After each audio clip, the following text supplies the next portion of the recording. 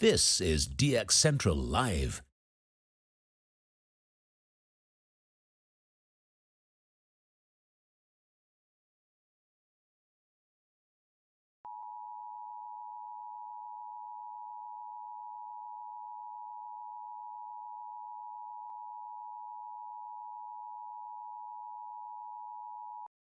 Stand by for a transmission from DX Central. This broadcast is not a test. To confirm reception, please tune your radio to any AM or FM frequency and report your observations during this transmission. Again, this is not a test.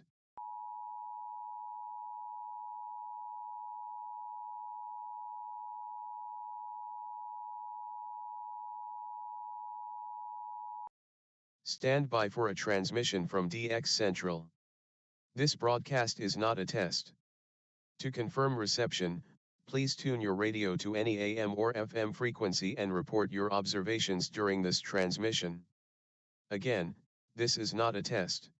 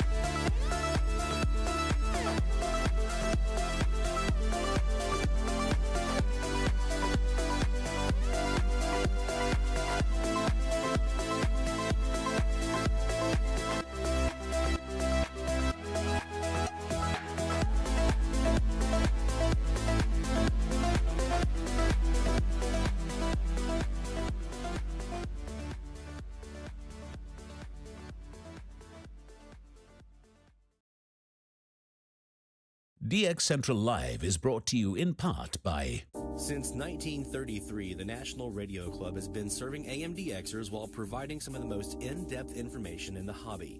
From the annual NRC AM log, a must-have reference for domestic station information, to antenna design reference manuals, and of course, the DX News Member Bulletin, which is filled with station information updates, domestic and international loggings, and a whole lot more. Become a member today. For more information, log on to nationalradioclub.org. That's nationalradioclub.org. While the HF bands can be filled with entertaining and intriguing transmissions, how do you know when and where to look? Let Teague Publishing's Global Radio Guide lead the way.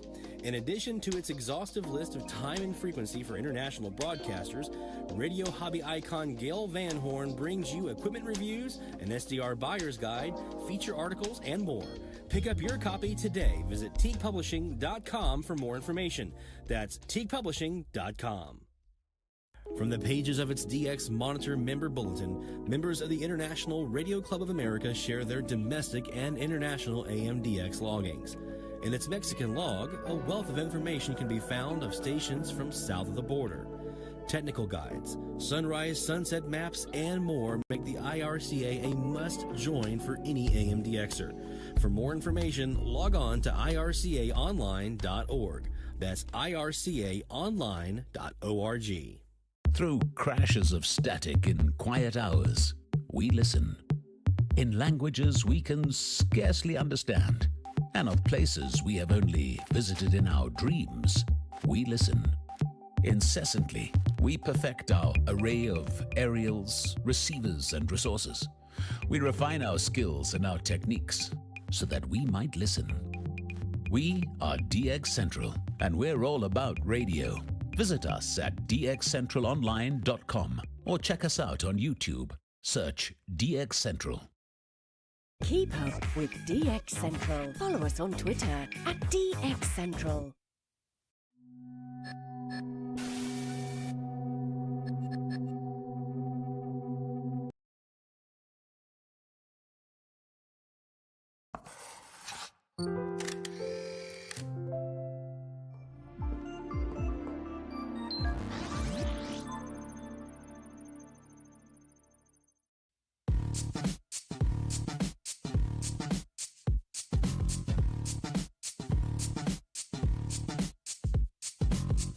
From the Gulf South To your corner of the world. this is DX Central Live. Now here's your host, Lloyd Van Horn. It's DX Central Live from the North Shore Studios here in Mandeville, Louisiana. Good evening, my friends, and welcome to another Friday night of Live DX, talking DX, thinking about DX, dreaming about DX. You ever have DX dreams? I do. Dreams where you're like looking for DX, like searching, like DXing, or like you just got something really awesome. Like I have those DX dreams. I do. Let me see. Is this guy? Not yet. All right, hold on. There we are. We got the big mic, big camera on now. All right. Hopefully you guys had a great Friday, or a great week, actually. Not just Friday, not just today, but the whole week. It's been an impressive one, to say the least, for DX here. I mean, we got a catch that I didn't think I would get this week. As part of the expanded band medium wave frequency challenge. So we got that going for us, which is nice. And yeah, so other than that, I didn't really do a whole lot of DX, honestly. I've been working on another project, a DX related project, but not actually DXing. I'll talk about that here in a few moments and kind of what I've been working on and kind of why and everything else, because it's been interesting, to say the least, to kind of go back through. I'm digitizing my old logbooks from Brasstown, because as some of you guys know, I went up to Brasstown in October and I brought my SDR and a W6 LVP loop antenna, and I did recording for the entire week overnight and some other stuff, sunset, sunrise, things like that. And so I've got a whole week worth of SDR recordings to go check. But I quickly found out as I was starting that process that it was actually not easy to do, since I didn't have my logbook from Brasstown digitized. I was finding a bunch of stuff that I was trying to log that I already had logged. I'd forgotten what I had logged, and I didn't really have everything kind of an easy to get to format without searching line by line by line. So I'm just taking a pause on the reviewing of the recording, and I'm typing up manually all of my logbook pages from Brasstown. 33 logbook pages, 25 logs each. I'm on page 21 now. I started on Monday. I'm at page 21. So making good progress, and I got about 12 pages left to do, which I'm hoping to get those done this weekend. And then once that gets done, then it'll be time to go to the recordings that I did in Brasstown and get those in and go through those and see what all I caught while I was there. I'm hoping, obviously, for the YouTube channel, I'm hoping to have a lot of air checks that I can put up onto the channel of captures, things that I got, stations that I got. I'm hoping for some new ones. I'm anticipating a whole lot of call changes. It's actually interesting though. Going back through, I just got into 1995.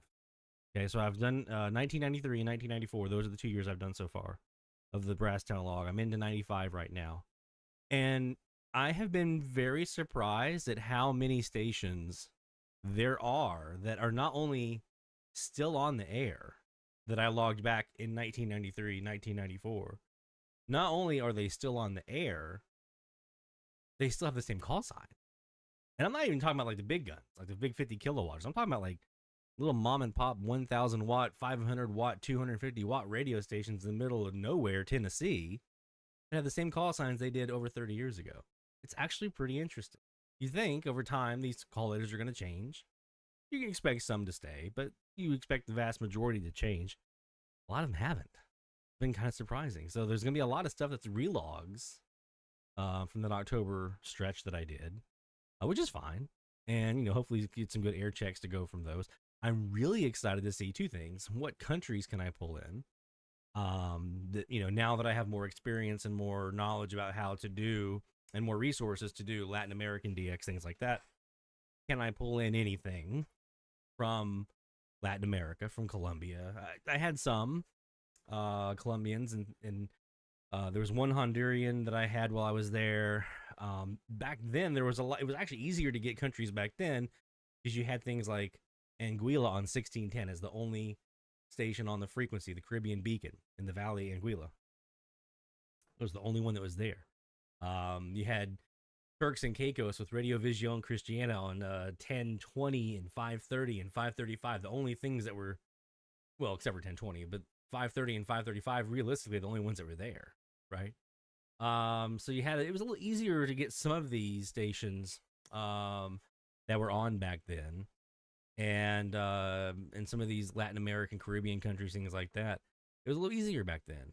But I am still interested to see if I can get some of this international stuff going. So we'll be taking a look at that. We'll be taking a look at the graveyards. That's the other thing I really want to see if I can flesh out the graveyard frequencies on these Brasstown recordings. I think it's gonna be a lot of fun. So you guys will be coming along with me on my Twitter account. So make sure you're following over on Twitter, and that way you can keep track of what all I'm hearing, and I'll be talking about it here on the stream as well. And I'll be sharing any of the cool stuff that we get and some of the cool air checks that we get, things like that. So make sure you're following along there. You know, I was watching the video as I was getting ready, and you know, the countdown video where the build of the shack here of North Shore Studios was in, and it occurred to me, I'm looking around the room here. It's been about 2 years. It'll be 2 years this spring since I did all that. Since I did all that work of putting together North Shore Studios and getting all the desks set up and everything oriented. It's about time for me to go in here and do a deep clean. For one, I want to make sure I do a nice deep clean. And two, I want to do a little bit of a reroute on a couple of things. I want to move some stuff around a bit, which means I'm going to have to do some rewiring and some new cable management and things like that. I've got some gear I've added and some stuff I want to add. So when we wrap up this season 4 of DX Central Live here later on in May, when we get this season wrapped up, I'm shutting down the studio. As Puff Daddy used to say on Making the Band, shutting down the studio. I'm going to shut it down for about a week, maybe 2 weeks, depending on how long it takes. I've got some stuff that I want to do to basically do North Shore Studios version, I guess around, this would be 3. It'll be a lot of the same stuff and a lot of the same orientation, but there's some differences and some different ways that I want to put some stuff around, some new gear I want to add in and kind of move stuff around. So There'll be a little bit of a new video, hopefully, for Season 5 of the DX Central Live that will have all the new stuff. It looks like we're getting jumpy on the camera again. Nice. It'll be the new video of all the new changes that we've had that we'll be doing here later on this spring. So stay tuned for that. It'll be fun. We got shout outs to get to. We got a new frequency range to get to. I did some spotting and some recon on that last night. It looks like it's going to be a fun one. We got to wrap up this week, though. We got to wrap up this week's edition of the Medium Wave Frequency Challenge. So you know what that means, my friends. We got to do some live DX. So it does look like the band's going to be a little noisy. See what you're talking about in the chat here, a little noisy for Barry in Tennessee. I don't doubt that, looking at the map, the lightning map. I don't doubt that a bit. It's all to the north of us here, but guess where my antennas are pointing? North.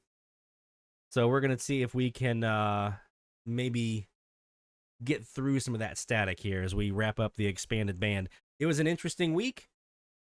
Did better than I thought I would. Was hoping to at least get one new station somewhere in there. You know, there's not much in the expanded band. If you've done any decent amount of work on the expanded band, which I've done now, this is the second or third year we've done an expanded band challenge. So if you've done any amount of work on it, it's hard getting new stuff.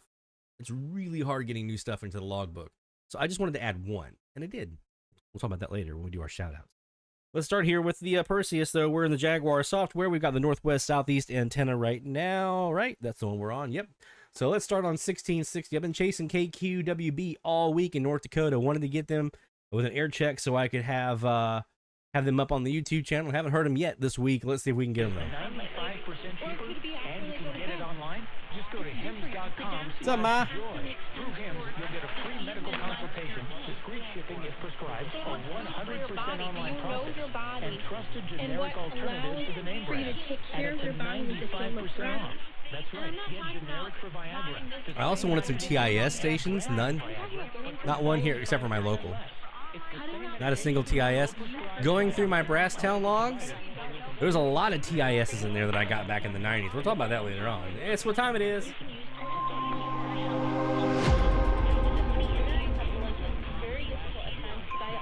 It's that time. Fire off them sirens, Bill. We got ourselves a red alert for top of the hour here. DX Central Live.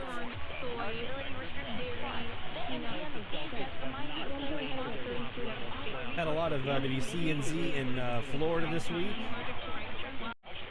On this frequency, KRZI, KWOD.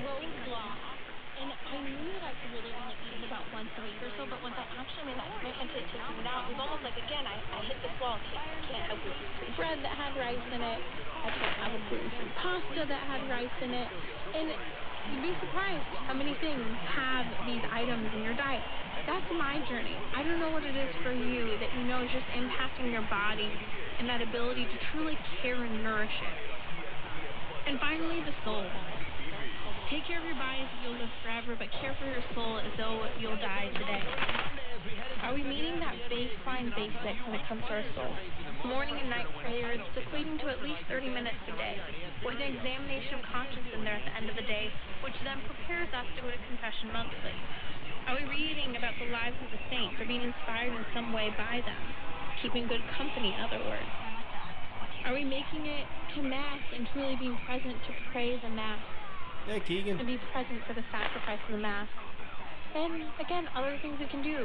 Make a holy hour once a week to weekly adoration. But those essential things are morning and night prayers, equating to about 30 minutes. And really making sure you're hitting that confession once a month. So the challenge to you, and I hope you'll ponder it, I'd love to hear if you have thoughts on the statement. Take care of your bodies if you'll live forever. Care for your soul as they will die today.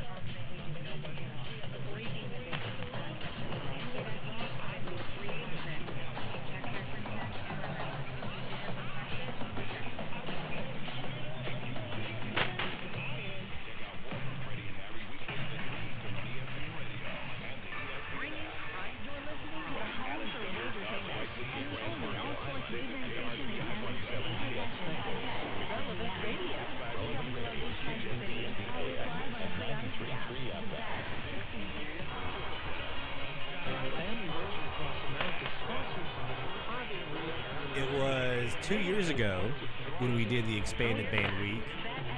that I heard KQWB on this stream. Hey, Craig.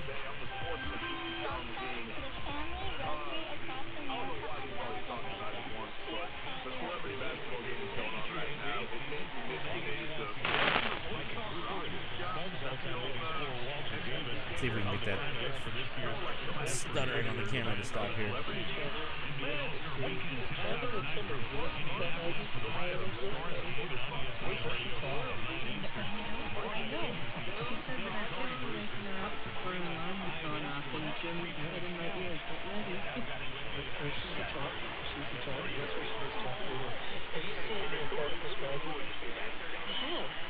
Yeah, she reminds me of the babysitter, Karen and Kay.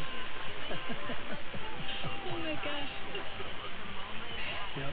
Well, Timmer's a prophet. She does a great job. Let's see what we caught here. We're here tonight at 2 before the family rose across the on some of the other frequencies. Let's go to 1690. And some of you may know I've been chasing a station here on 1690.08 all week. Let me just stop it with this webcam. Let's go back to this one here. What? Okay, there we go. Hi. Let's look back on 1690 here. I've been chasing this one on 1690.08, and I don't know who it is. It's been kind of plaguing me all week, and it's been persistent. I'll put it that way. I've heard it during the daytime. I've heard it at night, but it doesn't look like I'm getting it right now, interestingly enough. Oh, maybe I'm just on super zoom here. I'm on super, well, no, maybe I'm not. There it is. Yeah, I was on the not zoomed out enough. There it is. So you see this big blah, blah, over here on the left, or the right hand side rather. I'll get it out in a second. This is a station that I don't know who it is. 1690.08. And I saw Bob, you'd mentioned using the carrier frequency offsets to help you ID stations. There is usually a list on like medium wave list on some of these other sites. I think medium wave list is the primary unless you're using Perseus and Jaguar software like we are here that has the offsets on here. But sometimes if it's really, really close in, it's not going to help you out. Like if it's like 1690.001, it's not really going to be very helpful because the margin of error can kind of make that kind of obsolete. And there's a lot of frequencies where you're going to have a lot of stations around that kind of same kind of area. But when they're like way off to the side like that, like this one is, this 08, 05, when they're way off to the side like this can actually be helpful for us in trying to ID stations. As long as you have somebody out there who has ID'd that station and said, hey, if you see one around 07, 08, 09, that's blah, blah, blah, so-and-so, right? If somebody has done that, maybe it's, a station that's close to them or something like that. If you have someone who's done that work, that can be very helpful for you, right? So if they're like, hey, I live in Cali, Colombia, and I can tell you we have a station here on, I'm just pulling in a frequency, 1420, that's on 1420.25. Like their carriers at 1420.25. Well, if that's the case, then anyone else who sees that 1420.25, now they know, hey, that guy in Colombia said it was on 14, other people have been able to verify that's who that is because they can narrow down the audio. The trick is getting the audio out of it. That's the hard part sometimes. You can see there's the trace, there's the signal, it's there, but getting the audio out can be the hard part. Let's see if we get any audio this time. Let's check it out. November to December, measured year-over-year, producer prices rose by just under 1% in January. The figures follow a surprisingly hot report this week. It's almost a 1K head. I'm sorry, 100 hertz head. Okay. So it's not a super strong hit because it's only around 80 hertz.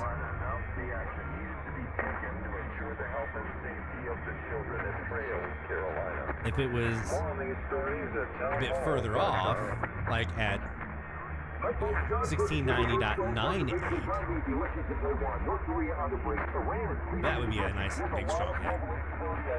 But what it does, check it out. I'm going to Re-zero it here to 1690.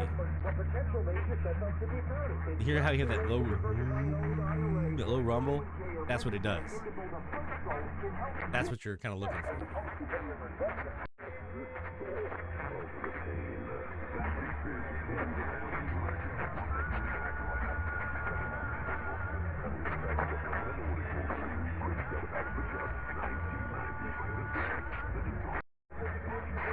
I've heard Spanish music. I've heard what sounded Arabic almost.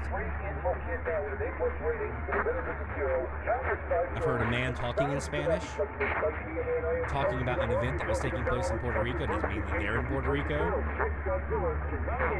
But I've seen it during the day here in Mandeville.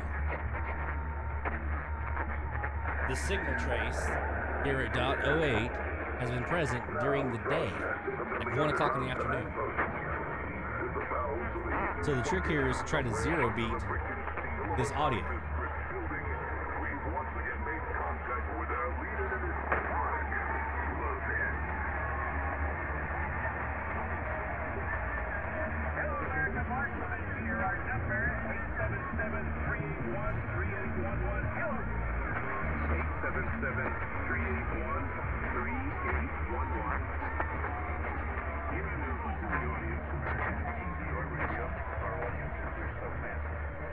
I don't know. I don't know who this could be.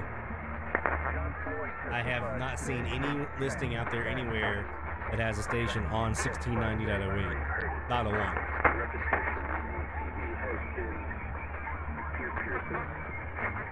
I haven't heard an ID. Getting audible sound out of them has been tricky. I think that's who I have here underneath Mark Levine with some music, singing. I think it's them. I think. Yes. Exactly, Bob. A little bit of luck, a little bit of propagation, a little bit of filtering to narrow it down. I can make this a little steeper.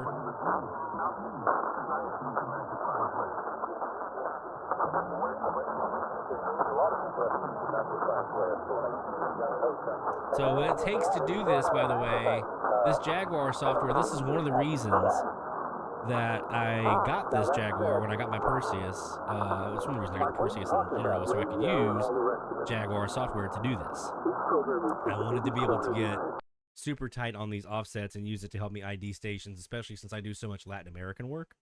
And I knew there was a lot of Latin Americans that were kind of like in that little window that I could use these offsets to help me with. So since that was such a big part of my DX, that's why I kind of went that route. But all you need is an SDR that will get you tight enough resolution down on that nominal frequency. So if you're on 1690, it gets you down a zoom far enough down where you can actually see these offsets relatively tight in. That's all you need. And that and the list of where folks are, what offsets people are on, and things like that. If you can get that, you'll be in business. Jacob's got a weak carrier on 1690.078 right now in the mini area. St. Paul had it better earlier in the week. Could never get any audio off of it. Had a couple of instances of audio here, but nothing that would help me identify it just yet.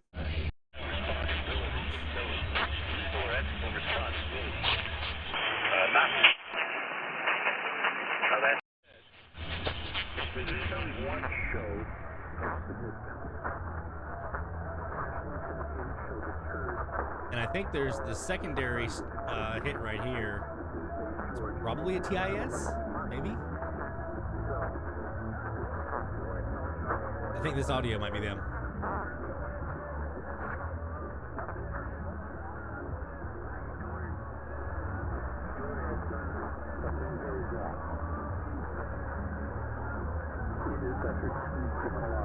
Maybe we can look out and get an ID here.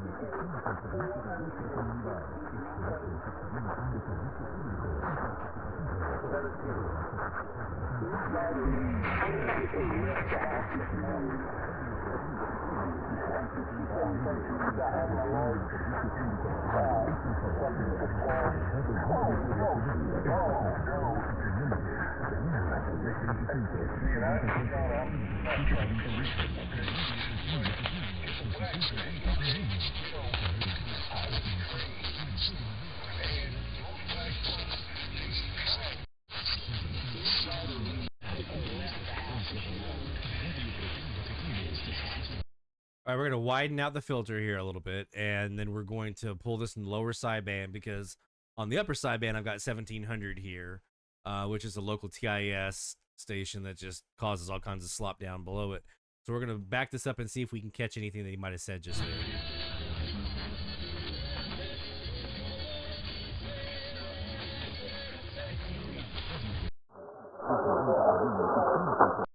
Let me pause it for a second. Let me widen out here once more a bit, and let's try it.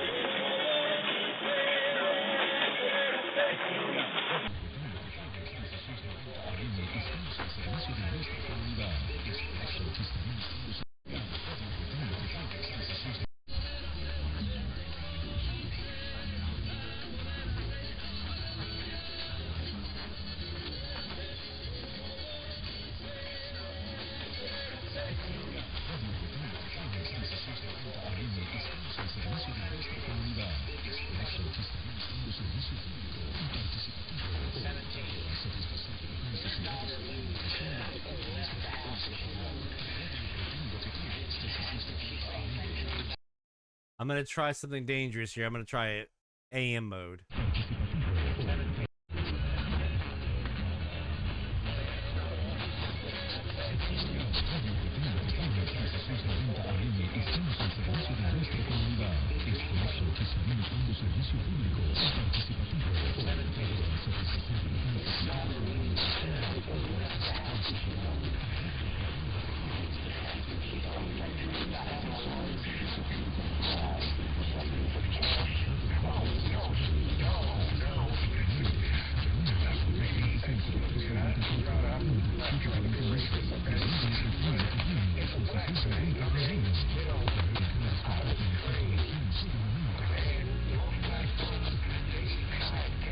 I couldn't get any words out of that.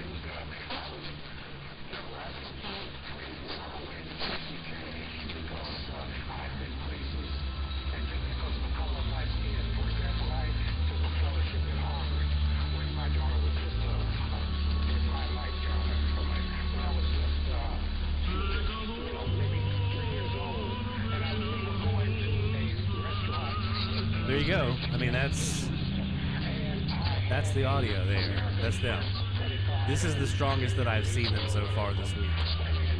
I had them pretty well here earlier in the week in the morning, around like 5, 7 o'clock in the morning. But that was even better than what I just had there. That was even better than then. That's as strong as they've been all week. So we'll have to see what we can do to flesh that out. I'll probably post some clips of that up on, put some stuff already on the IRCA forum. And I've also put up on Real DX, see if anybody there might know of a station with that offset. We'll keep working on it. That's one that's going to bug me because I really, really want that one. Whoever that is, it sounds like it's going to be interesting. Watch it be something like completely benign, but it sounds like it might be an interesting one here. 1690.08. We'll see. So we got some more frequencies we can look at here in a minute as well. So we'll come back and we'll do a quick break. When we come back, we'll do some more of that. We got some shout outs to get to. We've got a little bit of a look back at our previous weeks of the medium wave frequency challenge this week, and we didn't actually talk about last week. So we're gonna get to that as well. And we'll go from there. Dennis, this is it right here. I'll go live on it. Oh, they faded on me.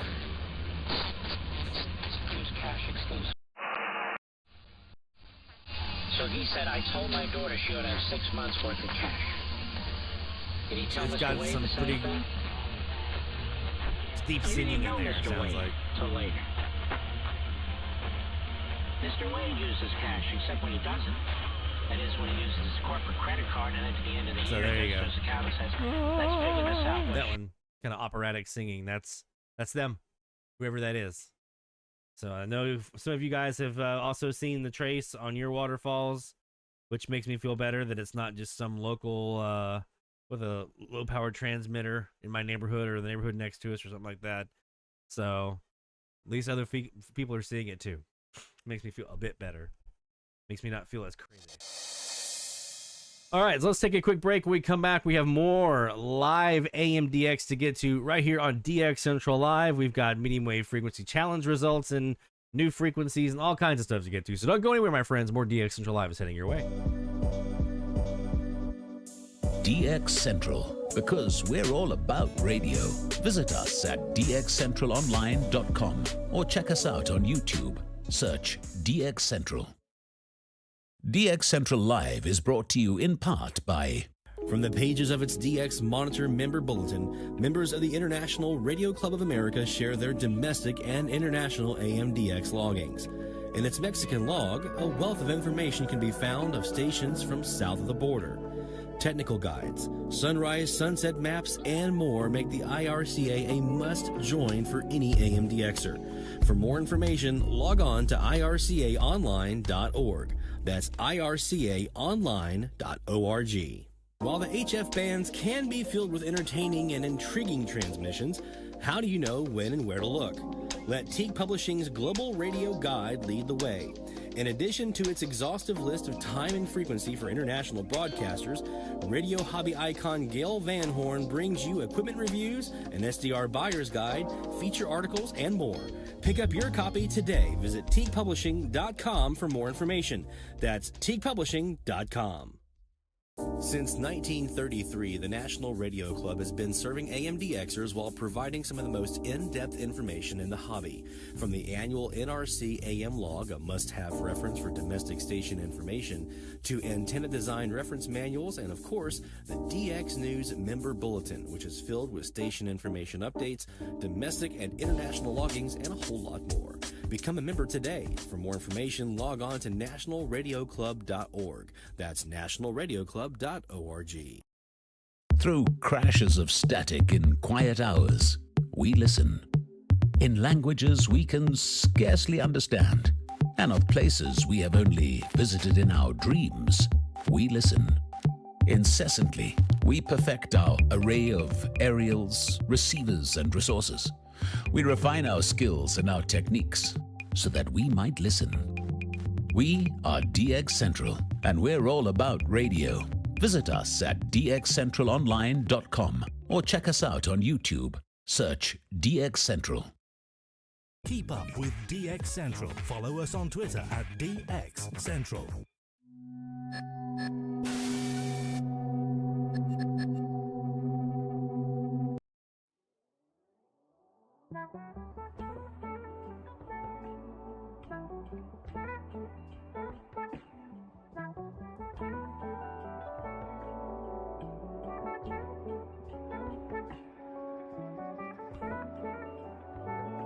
From the DX Central North Shore Studios, this is DXC Live. Now here's your host, Lloyd Van Horn.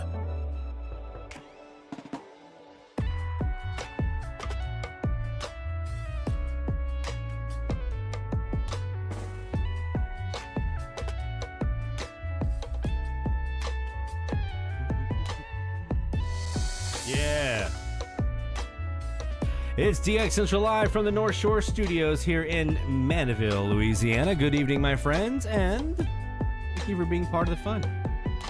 Appreciate you guys being here every Friday night. We know you have a lot of choices of things you could be doing on a Friday night. The fact that you're here with us, with little DX, that's fantastic. We appreciate it. All right. We've got some stuff to talk about tonight. We got some good shout outs. Let me take a look. Oh yeah, we got a lot of shout outs in here now. Look at this. All the shout outs coming in. We got to get to you guys here in a little bit and talk about all the cool stuff you've been hearing last week. We got a little bit to talk about with regards to some of the work that I've been doing, because I may not be the only one, and sometimes it's easy for me to forget that either one of two things: either the thing that I'm going through, others may also be going through, right? So if I'm kind of scratching my head trying to figure something out, probably somebody else is too. Two, and this is something that came up recently in the Slack channel. I forget sometimes that not everybody is as intense with DX as myself and some of the others that are here on the live stream. Some folks are just much more casual about it, and that's perfectly okay. There's nothing wrong with being more casual about DX, right? When I started DXing, I was like in it to win it from day one. Like, I told the story about mom at the grocery store, and there's Lloyd in the car by himself with the little portable radio, turning it in the daytime, trying to get stations out.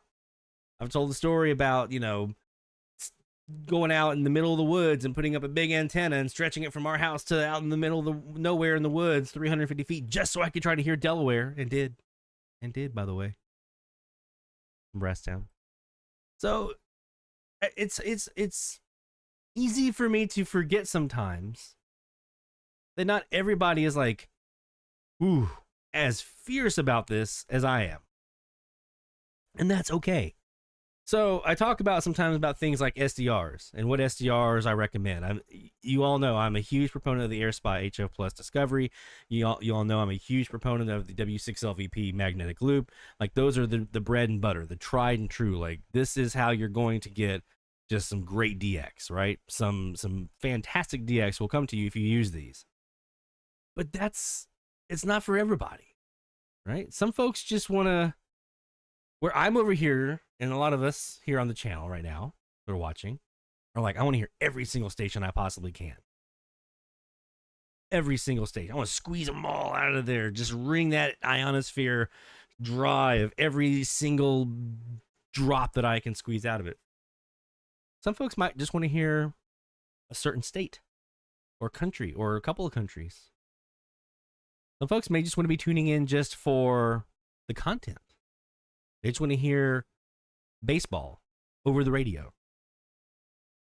They may want to hear just the crack and the pop of this, crackle and pop of the static and the fading and things like that for a talk show. Maybe it's a talk show they can hear on their own local frequencies, their own local stations, but they prefer to have it on something a little more remote. Or just like, hey, it's cool. Like, I'm hearing Chicago tonight from Louisville. That's not exotic, right? Chicago from Louisville, not an exotic catch, but it might be entertaining and pleasing and fun for them. So my whole point of this little aside here is that as we're talking to, especially folks who come across that are newer to our group of DXers, whether it's on the Slack channel or on social media, or, maybe in our chat here on the live stream, if you see people who are coming through, don't assume that they're doing the same journey that we are, that some of us are. I'll say some of us are, of trying to get every single thing in the logbook that we can. Some folks may not be that. They may not be about that life, and that's okay. So just allow it, right? Some folks may be more comfortable DXing with a portable radio. Cool. You'll get some great use out of it. There are some things you need to make sure you know, right? And kind of temper your expectations a little bit. There may be some folks who prefer the old school desktops. Drake R8s, JRC 525s, Collins R398s. Remember, that was like a rage in the early 90s. Everybody had to have a Collins, right? I was like, I don't want a Collins. Dan was like, no, you don't. So whatever it is that brought you here to watch our live stream, it's probably some sort of interest in AM or FM radio, probably more on AM side this time of the year, but AM or FM radio, and your interest of listening to it for something other than just like, hey, I'm in my garage and I want to turn on the radio to listen to the radio. There's something else that's there. I want to encourage that for you. I want to encourage you in that endeavor. I want to encourage you in that search for whatever it is that brings you to that radio. That's a precious and amazing thing. And I want you to know that it's awesome that you're here alongside with us on this journey. So while we all may have different flavors of how we DX and why we DX and the way that we DX, we're all here for the same thing. We love radio. We love the sound of it. We love the feel of the radio. We love whatever it might be that we do when we interact with that radio. As simple as, get something out here. As simple as a pocket radio, C crane, or even simpler. I have a Sony RF 3059 up there. Maybe something as simple as one of these little pocket radios like this. Or maybe it's an extravagant SDR with a big expansive antenna system and phasers and everything else. Whatever your flavor is, we're good. Because just like you, we're all about radio. That's what we do here at DX Central. All right. So, wanted to get that off my chest because it's something I have to remind myself sometimes.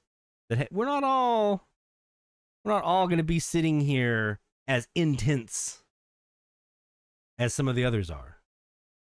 Some folks may be more casual about it. So that's okay. That's okay. We don't judge here. We just appreciate you being along for the ride alongside with us. All right. Let's talk a little bit about the project I've been working on this week. And then we're going to get to some shout outs and our next frequency range and last week's results and all that kind of stuff. So I have been doing a project, and I'm going to put up here on screen so you guys can see it.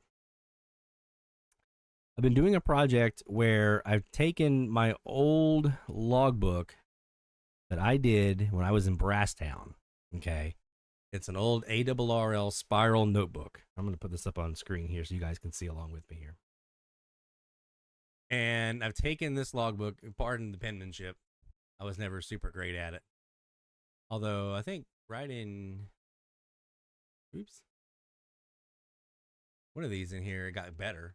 My penmanship actually got decent. That's later. Was it like right? Maybe in there somewhere? I don't know. No, maybe not. I thought maybe there was a time when it was actually not too bad, but no, not so much. Anyway, so I've taken all these pages that I had of my logbook that I was doing when I was in Brasstown. There's also a little bit in my Greer before I went to an online logbook like I have now, where it's all lives on the cloud. I would go through and I would do all mine handwritten, as you see here on the screen. And that was fine for the purposes of what I was doing at the time. But there's a couple things that I need to do now. Number one, I've migrated to this online version where I can do all very much deep analysis. I add logs to it and it automatically updates all my analysis charts and tables and everything else. Again, because I'm intense and hardcore with this stuff, I want to know how many stations I've heard from every state, how many I've heard from every, during sunset, how many countries have I heard? That kind of stuff. I want to really get into the data and understand what that logbook is telling me, because that can help me spot areas where maybe I'm like, ooh, I haven't really done anything on sunset on this frequency over here. Let me go spend some time on that frequency at sunset, see what I hear. So it helps me be able to do that kind of stuff. Well, I can't really do that with the logbook that looks like this, because that's, I used to do I had a crib sheet that I used to have with the hatch marks. And I would say, okay, I have X number of stations that I've heard in Tennessee and so forth. And I kept a running total over here on the side over here. You see this number. This is my running total of stations heard in Brasstown. This over here was my running total of stations heard lifetime. I have since found that this Brasstown number is wildly inaccurate. I have a lot of stations that were in here that I counted accidentally twice. I'd already logged it. And I was like, wait a minute, why am I counting that one again? So I'm going through and I'm typing every one of these logs into a spreadsheet so that I can then take that spreadsheet and do all the analysis with it. So that's the big project that I'm working on right now. There are 33 pages of logs from Brasstown, and I am on page 21, which is right here. So I've got 12 pages left to type up. I'm trying to do 3 to 4 a day or so. So yeah, that's what I'm working on. I'm hoping to have this done by the end of the weekend rather. I want to be able to start next week reviewing my recordings from Brasstown. But I started doing that, and then I found, oh crap, I can't really do that because all these stations that I'm trying to add into the logbook, I've already actually heard. I actually already have a logging of that from 1994 or 3 or whatever. So it's just taking me some time to get all this put in. And while I'm doing this, I am trying to do some live DX while I'm trying to do this, so that I can at least listen in to live DX. I'm not trying to do my recording review because it's kind of distracting and I go back and forth, but I can sit on a frequency that I'm doing live DX with, and I can sit on it while I'm typing. That's what I've been doing this week. One of those actually led to something really cool this week, which was a new station for me on 1640. Now, I mentioned earlier, expanded band, there's only so many. There's only 3 stations on 1630 in the U.S. Iowa, Texas, Wyoming. Once you've gotten those 3 on 1630, for now, you're done until something else pops up. But I did have a chance to have this week a new station rise up to the top that I hadn't heard before, and that was 1640 KDIA in Vallejo, California. I hope I said that right. It's Northern California, up towards Sacramento way, and had not expected to have the station in California make its way into the logbook this week, but it was there, just randomly, just kind of. I'm typing in my logs, typing them in, and all of a sudden, this shows up.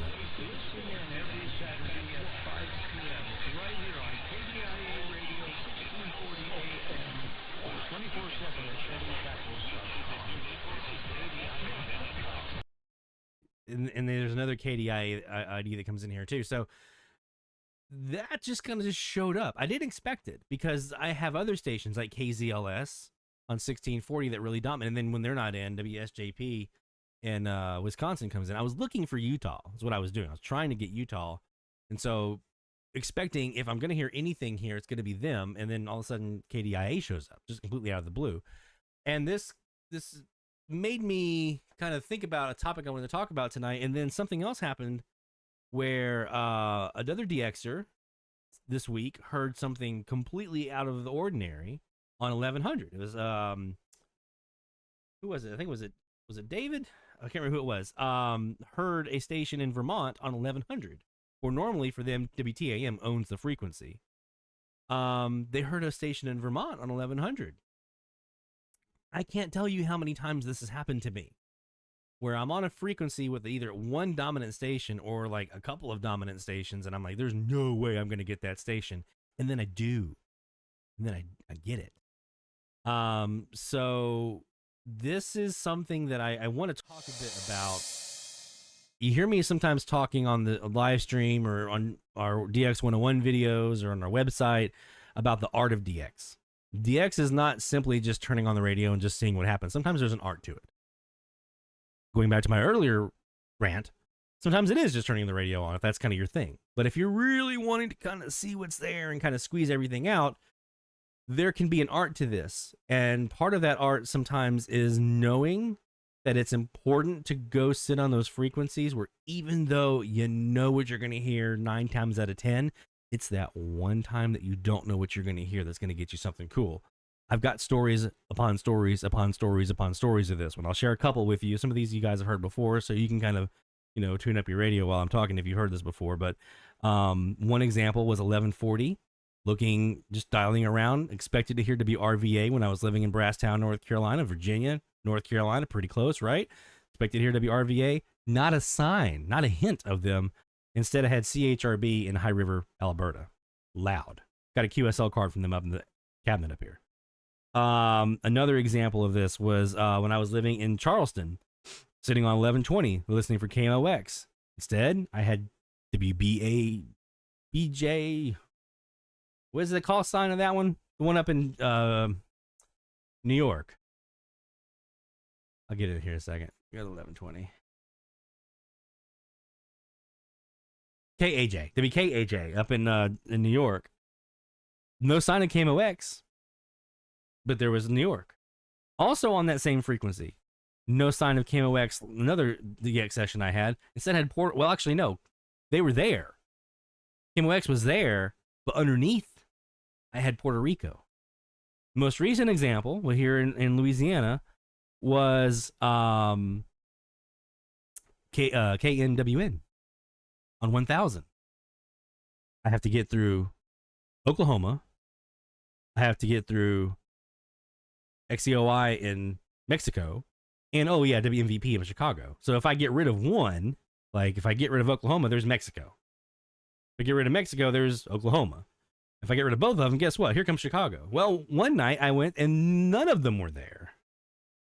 At least not on top. And it was a completely different station, and it was Seattle, Washington. This can happen to you so many times. So make a part of your regular DX sessions that you do. Just go look to see what's on some of those frequencies where maybe you don't spend a lot of time. It's part of why we do the frequency challenges, to force us to listen to some of these frequencies that maybe we don't listen to all the time. You never know what you're going to get. You may have a station that's off the air, like 750 WSB a couple years ago when they were off the air. And guess what? Boom, there was Saskatchewan for almost all of us that had not heard Saskatchewan before. We were like, oh, crap. Now we got Saskatchewan because WSB is off the air. When WFME went off the air on 1560, look what it did. Everybody had this opportunity to hear all these stations that they'd never heard before. You just never know. The station could be off the air. They may be there, but they've cleared out enough. The atmospherics are just right so that you have that station rise up. You may just have one of those weird events where like they're not there at all, and they're replaced by something different, something new. Make sure you're incorporating that into your DX. It's something that's super, super important. Every once in a while, or as you're doing your recording reviews, don't just skip those locals. Go back and check your locals and your dominant station frequencies out. See what's there. You never know what you're going to have. It could be something completely random, like Vermont, instead of Ohio on 1100. You never know. All right, let's look at our frequency challenge stuff from this week. It's been a heck of a week. It's been busy. We've had a lot going on with the expanded band. Anytime you have 10 frequencies, it's going to be a lot, right? It's going to be a lot to get to. 486 logs so far. We got about 30 minutes left. 486 logs. Look at this. Barry and Jacob, man, they've been neck and neck all week, just back and forth all week at the top. David's in there with 37 from Maine. Get to feeling better, David. You got Dennis in here with 36. Dennis, you've been crushing it this season. You've been doing amazing with these challenges this year. You got Bill up here with 33. Yeah, that guy is doing all right, 28. Justin with 28 from up in Minnesota. We got Gregory, a newcomer to the challenge. This first year, really kind of hardcore. I've seen him in there week after week. 26 in there. Christos, new for us here, 24. Thank you, Christos, for being part of the fun. Bart, there you are with 24. Mike, Mesa Mike, 22. So we've got Neil in there. We got John from Arizona. We got Stephanie from a couple of our out west folks. There's not as many stations for our folks out west, but guess what? This is another thing that I want to kind of talk a bit about with regards to the medium wave frequency challenge. We like to have a lot of fun. We talk about, who's top dog, right? Barry's at the top of the list or whatever. You know what the real fun is for the challenge? The real fun is, Stephanie, on this expanded band this week, we're going to get to your shout outs this week. You've had a good week, right? You've had a very good week. So I'm not worried about there only being 20 or 21 stations for you to hear there, because you're out west. There's not as much as you have on the eastern side of the U.S. But what you do have is an opportunity to get some stuff that, man, because you're focusing in on it, maybe you get some stuff that you don't normally get to hear. So Stephanie had a good week. We're gonna get to those shout outs here in a bit. So yeah, there's a lot of opportunities on these frequency challenges because we're all focusing in together and we're comparing notes, or you're just the fact that you're spending time on a frequency that maybe you wouldn't, right? I found before I started doing these challenges, I would just kind of always DX the same frequencies. I'd turn on my radio and there was 570, 550, invariably, 1150, 1130, invariably always. I'd go up to 1510. And there were certain frequencies that I just always kind of haunted. And I got tired of it. I was like, no, there's got to be a more systematic way here for me to do this. So this is part of why we started doing the challenges, was to kind of force us. And look at Sean with 20. So you guys crushing it this week. KCJJ, a lot of folks are hearing them. 83 different stations being logged this week. Jacob in the top spot here on the number of states heard with 22. Iowa, 45. Yeah, Iowa's the top state heard this week with 45 logs. Texas with 43. But there's a couple of stations in each of those states, so that makes sense. Barry with 5 countries this week. And I think those were U.S., Canada, Cuba, and Mexico, and Puerto Rico. I think was the 5 that you had this week. I'm not counting the unknown pirate stuff as a country heard. Mileage this week, Stephanie, 2681 Ready Rebeldi. What I'm talking about, man. From Southern California, there was Cuba. From Southern California, there was Ontario. 2,088 miles. So 21 logs. But look what she got. The quality is there. So yeah, this is why we do these challenges this week. Each week is to have fun with it. I didn't really talk about the results from last week. We did the stream, but 328 total logs. Barry there with 36. Barry's in an area where you have a lot of stations. It's one of the reasons I'm excited to do these Brasstown logs. These Brasstown IQ recording reviews, because it's also right there, kind of nestled in the mountains. There's a lot of stations around there. There's a lot of stations. So you can definitely deal in volume with these East Coast locations. Bill with 27. Jacob 26, David there with 22, Bart with 18, Sean with 17. So another a great week. This was 690 through 720. So a smaller subset than we've got this week with 10 frequencies to listen to. Bill led the way with 19 states, and we had Mike and Barry in the lead with 5 countries each last week. So, in the mileage, Victor was David Pete in Maine, XEDKR in Mexico from Maine, 2,500 miles. Also, just under 2,500 miles for him, XEN in Mexico from Maine. That's pretty decent. So, a fantastic week last week and this week as far as the challenge goes. We got a whole new set of frequencies coming for this week that I can't wait to share with you guys here in just a little bit. We're going to talk about those and what you can expect to hear on those. I did some recon this week.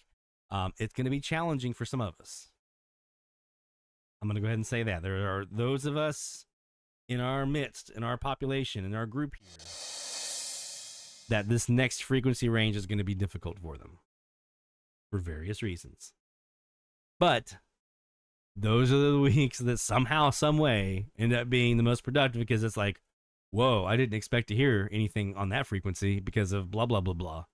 And then you get stuff, and it's pretty cool when you have those moments, because you didn't expect it, right? You didn't think that it was possible to have, and then here it is.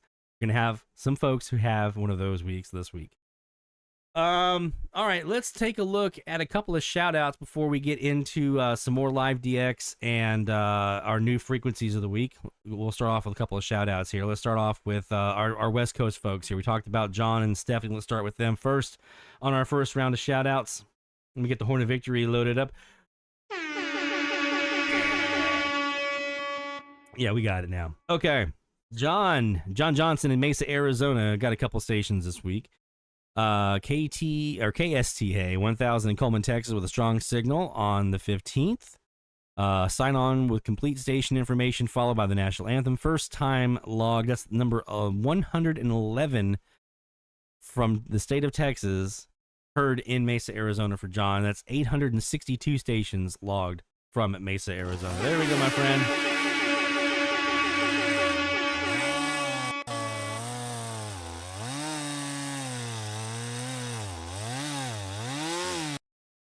So for those of you who might be newer to the stream, what we do here is we have a shout-out form that you guys can submit your shout-out. So that's anything you've heard in the last week. New countries, new states, new Canadian provinces, new logs, new states from the country of Mexico, new stations from the state of Louisiana, where I am, new station from the state of Wisconsin, milestones, anything you want to share, any kind of big AM or FM DX stuff that you've had in the last week or so.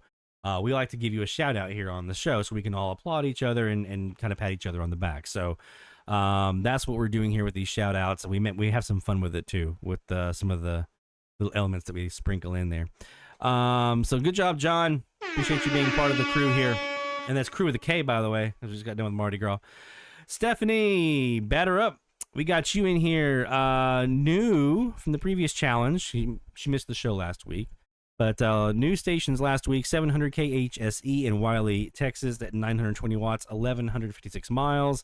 KXLX in Spokane, Washington, and that's at 957 miles. Also, got another new one from this week's challenge as well. KCJJ 1630 in Iowa City, Iowa. That's number 4 from the state of Iowa from the Radio Hacienda. And you saw earlier there was the CHHA and the Radio Rebellion. She was chasing Quebec, as was I, unsuccessfully, but was chasing those. So got those in, and also is a new gear week for Stephanie and also Carl as well. We've been talking about the PA0 RDT mini whip here on the live stream.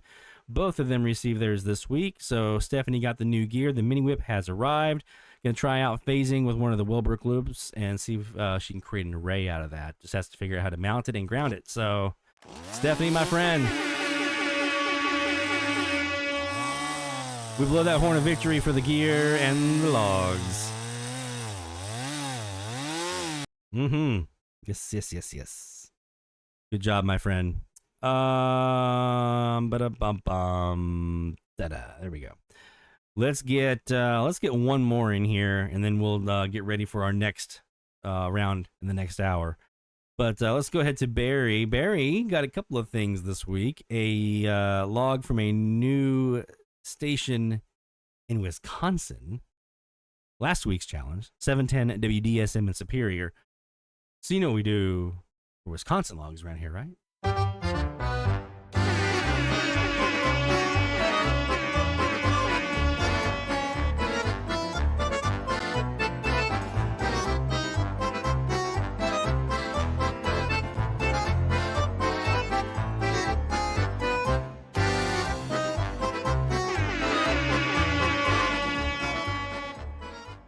Good job, Barry.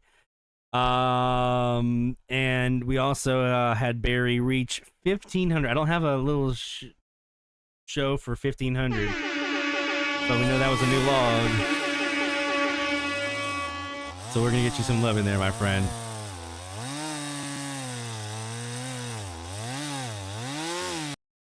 $1,500 logs, man. I saw you were at $14.99. I was like, he's going to hit 1,500 this week. I should make something for him.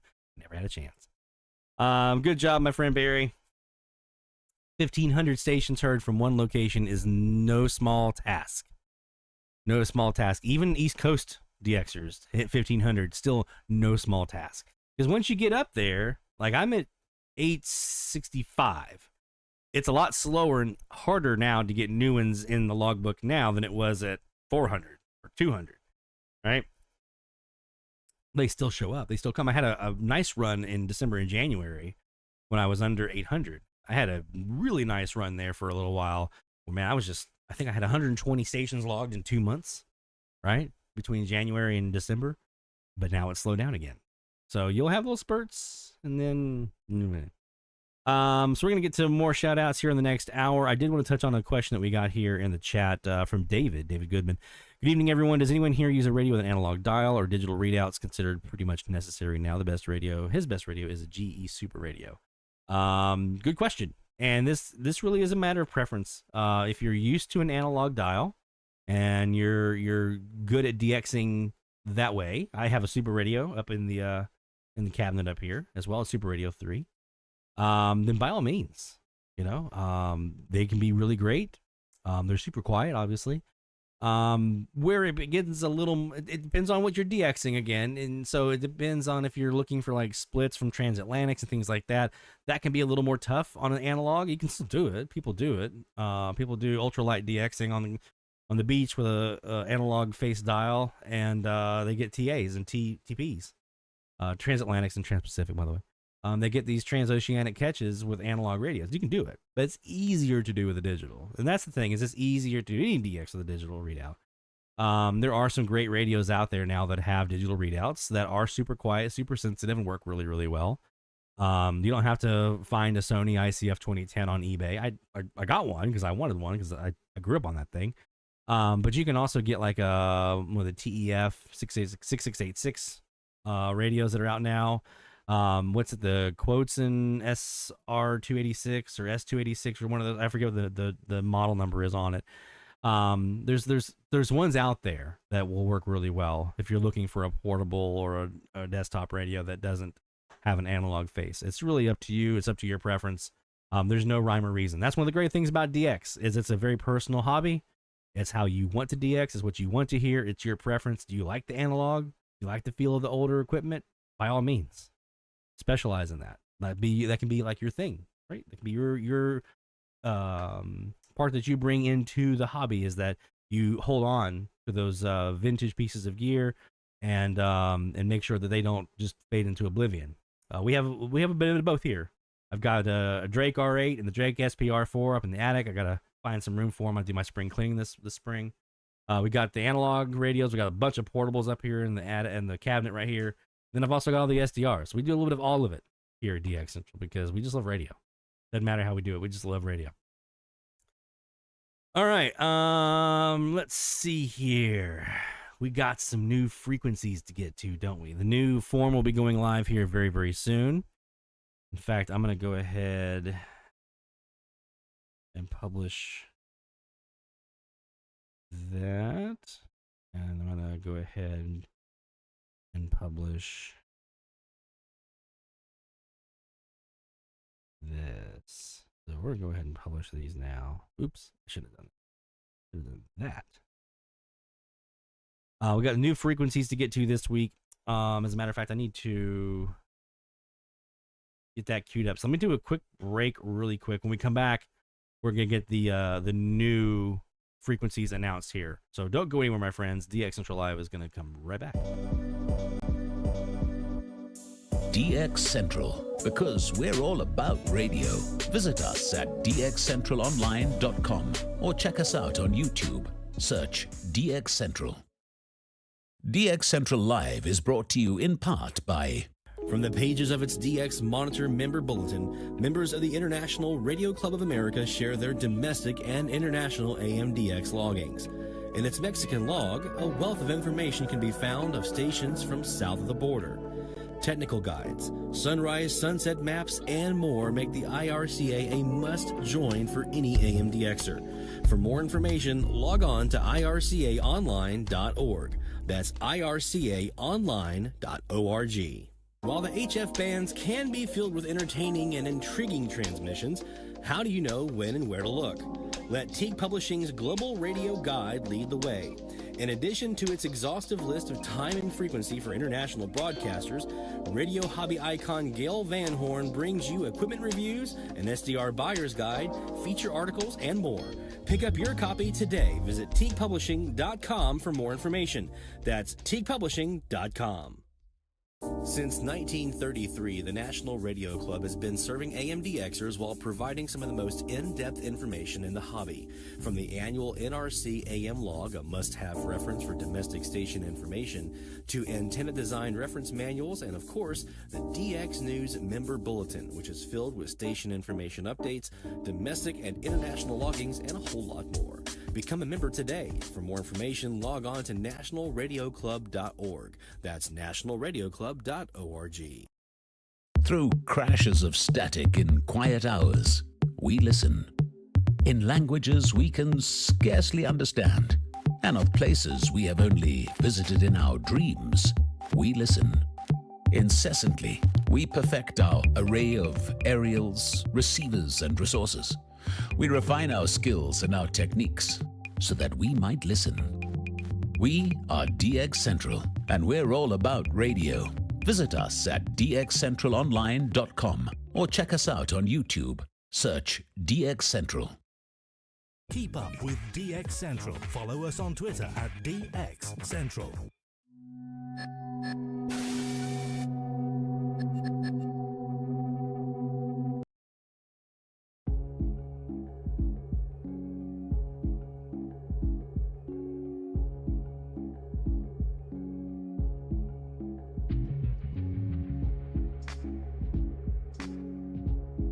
From the DX Central North Shore Studios, this is DXC Live. Now here's your host, Lloyd Van Horn.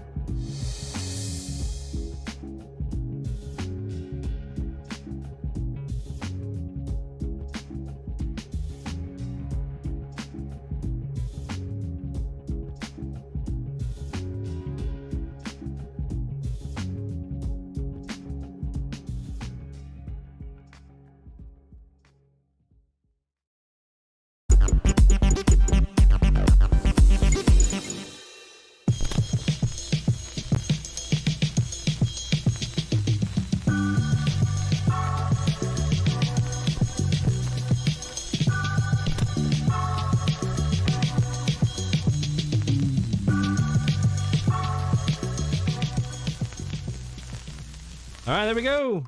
Medium wave frequency challenge, week number 8. And we're going to 850 to 891.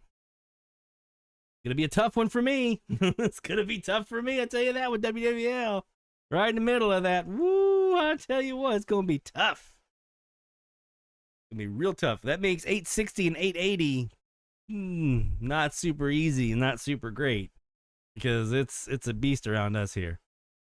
But it will still be fun, right? That's like I was saying earlier. You never know. You might have a little period of dead air. You might have some point where you can null out enough of that one or use the code channel canceller and the AirSpy software or whatever to get rid of it enough so that you can do something with it, right? And be able to hear something out of that. So we're going to go ahead now, and I'm going to go ahead and hit publish now. Publish. So the page is up now as the current, well, it'll be here in a second, as the current week on dxchallenges.com. Make sure you go there so that you can register. If you haven't done so already, register at dxchallenges.com so you can be part of the fun for our weekly challenges, our weekly medium wave frequency challenge, submit your loggings and so forth. And also,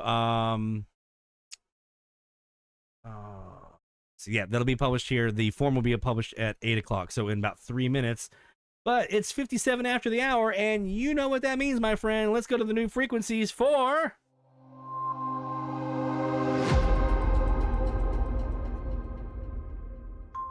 Hit them sirens, Bill. We got ourselves a top of the hour alert, which means we're looking for IDs, and we're going to pop ourselves down now. Let's start on the bottom end of this frequency range at 850 and see what we get.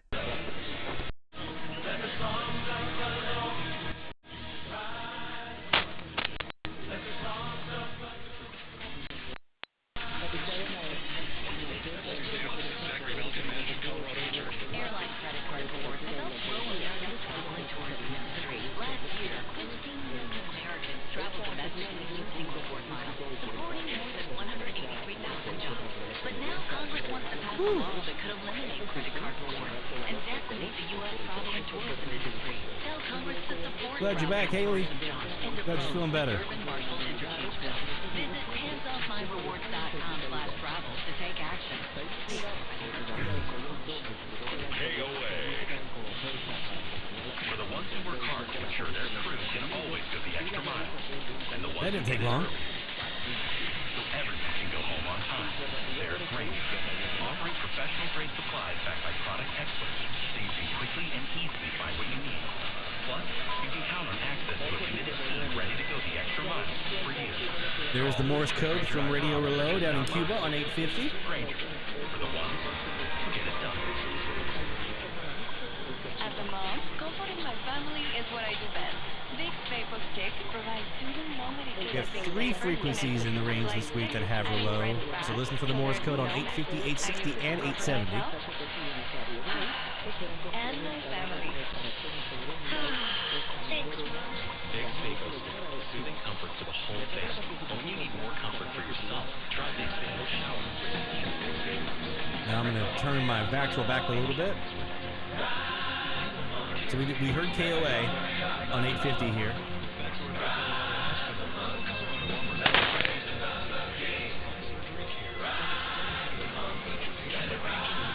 There you go, Charles.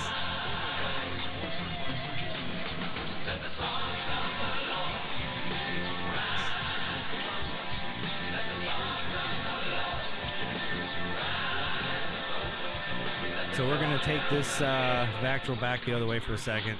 Everybody out there, this is Sam from the Black Eyed Peas. The Black Eyed Peas is home to great meals and great people.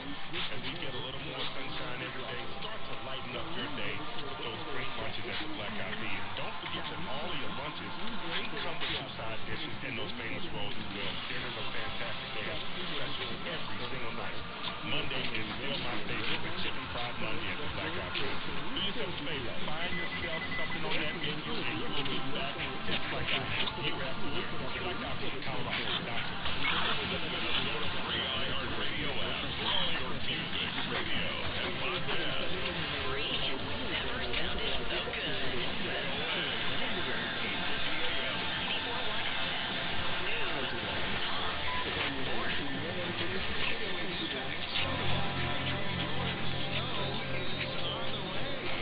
your home for life-changing ministry. Truth 101, WXJC-FM, WXJC-HD Tone, WDJC-HD2 Birmingham, and WXJC-AM Birmingham. So there's Birmingham, religious station, and the XJC. So got both of them here on 850, plus we're low. So that's 3 here on the low that we've got just this hour, this top of the hour sequence. And there's a ESPN station that also lurks here for us on this frequency out of, well, there's 2 actually. There's one in Gainesville, Florida, that is. And there's also another one that we caught last night for the first time during my recon work that I was doing. We caught a station in Ohio on 850, WKNR. Had not heard them before here in Mandeville. So managed to get them into the logbook last night as well. So let's continue on with our top of the hour alert here. Going to 860, what do we get?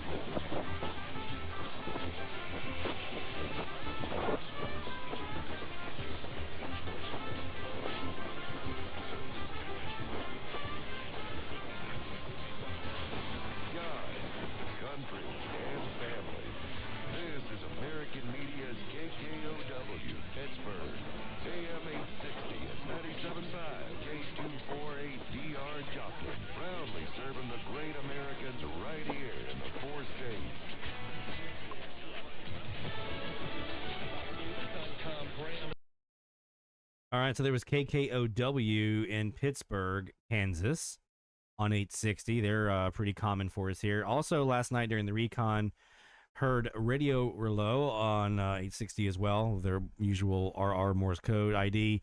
Also heard CJBC in Toronto with French. We'll see if we can get them here on the other wire here in a minute. And then 2 other stations that were in their week. One had Rebel Yell by Billy Idol, that I'm assuming could have been Kono out of San Antonio, maybe. I was just taking a wild guess on that one. But it was Billy Idol's Rebel Yell was being heard in here last night around 57, about 0057 UTC time last night. And then also another religious station that had prayers and scripture was also on my Northeast wire for that one. Don't know who that one could have been, but we'll take some more time. So last night during my little bit of recon, 1, 2, 3, 4, 5 stations here on 860 were heard. 5 distinct different stations on 560, or 860 rather, were heard. Now let's go ahead and see. I just wonder, what did we catch on 870? I don't know. Listen on the free Odyssey app or wherever you get your... A long break and really reflect. But I'm here to announce I'm back, better than ever. The improvised Chris Chapman do-over is an Odyssey and Paper Kite production starring Ike Barinholtz as Chris Chapman. Listen on the free Odyssey app or wherever you get your podcast. I'm stumped. Charlie did not die from an overdose. Charlie was poisoned. No other family should go through this. It's just horrific. Go to safe.pharmacy. Use the free tool. Don't ID. I'm not going to if the know online who this is. pharmacy you're using is safe. Home of your New Orleans Saints and the LSU Fighting Tigers. WWL New Orleans, WWL FM and HD1 Kenner New Orleans. Always live on the free Odyssey app. Okay, so let's talk about this frequency. So obviously my options here in the New Orleans area are going to be very limited on 870, but I do have 3 stations logged on this frequency. Let me tell you how I've done that. One was using some phasing with a phaser. You can also do the same thing for free if you have an AirSpy or can run in SDR Sharp, your SDR, using the code channel canceller, okay, to get rid of your version of WWL if you're in Arkansas, like our folks in the boot crew, or otherwise have WWL kind of dominating the frequency. You can use phasing or the code channel canceller to get rid of them and hear things such as Cuba, Radio Rouleau. They are the famous wobbler. You can hear that very easily. If you hear the wobble sound, that's Cuba. On 870, that's Cuba. That's Radio Rouleau. When I was in Charleston's, when that really started up, it started a while before I left Charleston. It started up. It got worse over the next year or so. But it was definitely there before I left Charleston. There's a couple of low frequent outlets on that frequency. There's, I think, 2. There's one strong one and one kind of weaker one. So you get sometimes a bit of an echo if you're getting both of them, if you're close enough to get both of them. But if you hear that wobble, that's Cuba. The other station that you may want to keep an eye out for, if you're usually dominated by WWL like I am, is KFJZ in the Dallas-Fort Worth area. They're a Spanish station. They like to stay on past their bedtime. They're supposed to go off at their local sunset, but Radio Libertad 870 and 1140 is their slogan. I have heard them here. When I was able to, I was nulling out WWL. I could hear there was a station underneath them, but I couldn't hear enough about it to be able to pull it out. So I nulled WWL enough to be able to hear Radio Libertad on late when they shouldn't have been. So they do like to stay up past their bedtime. So that is another station you can keep an eye out for. My goal this week is to hear WQRX in Valley Head, Alabama. That's what I want. If I can hear WPWT in Colonial Heights, Tennessee, that would be superb. But at the very, very least, I want WQRX. I would also like to be able to swap this down to my southern wires and get Radio Cristal down in Ecuador. I think that's doable. I think I heard them one night, but I didn't hear enough to be able to put them in the logbook and feel comfortable. But I'm pretty sure I heard them one night here. So I should have 4 stations in the logbook here on 870, but I just didn't feel comfortable.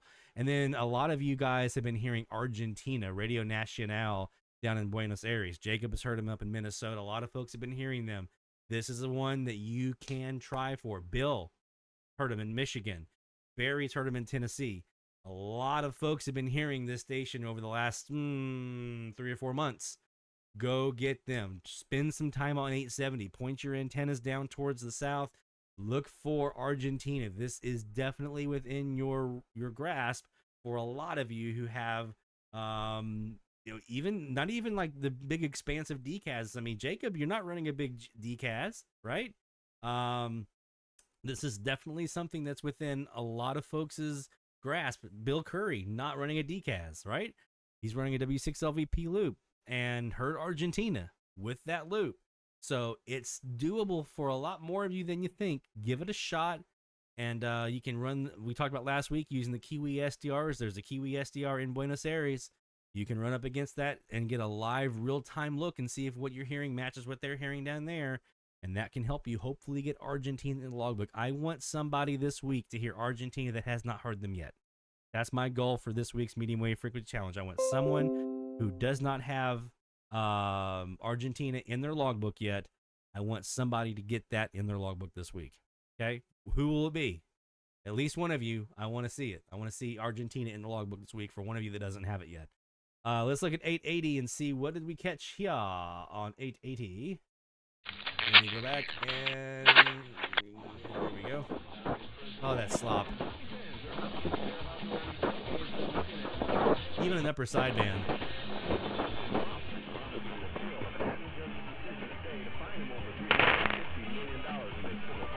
Take care, Mike.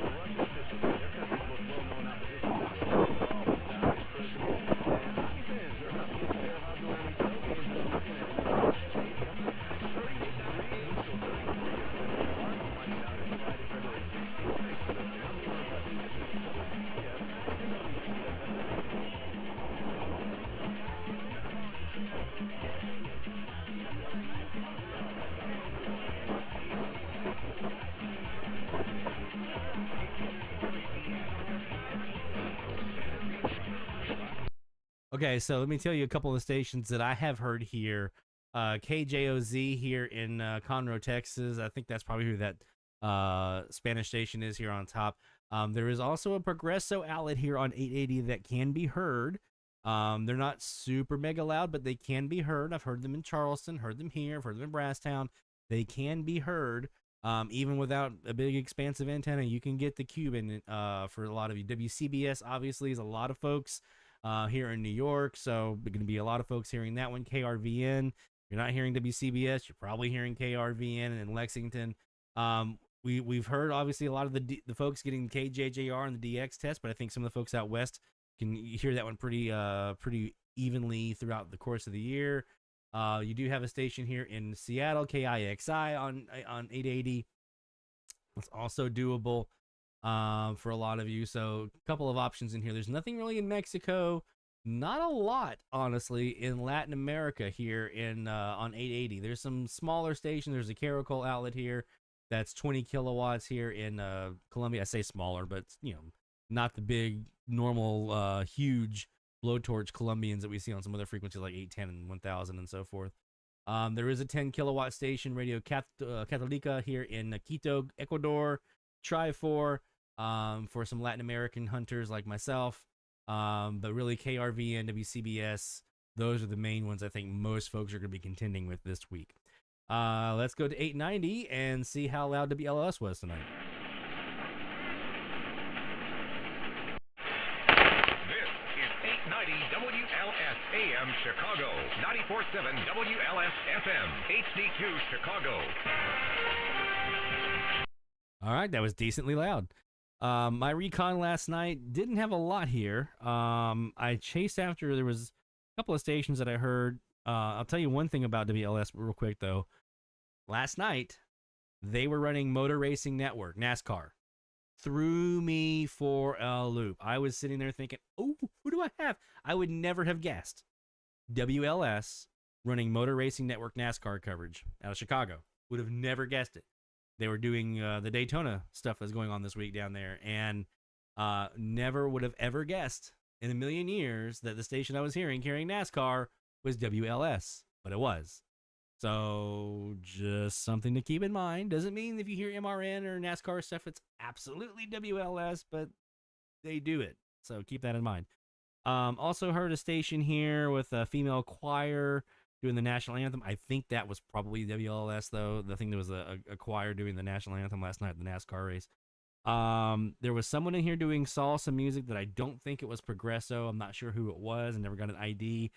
And then I had a spurious image of a local station here on 890 that I chased for about an hour and got really mad when I realized who it was. So I then got frustrated, took my headphones off, and walked away from the radio for a while. Because I was like, I'm so mad. I thought I had something cool, and it was just an image of a local station.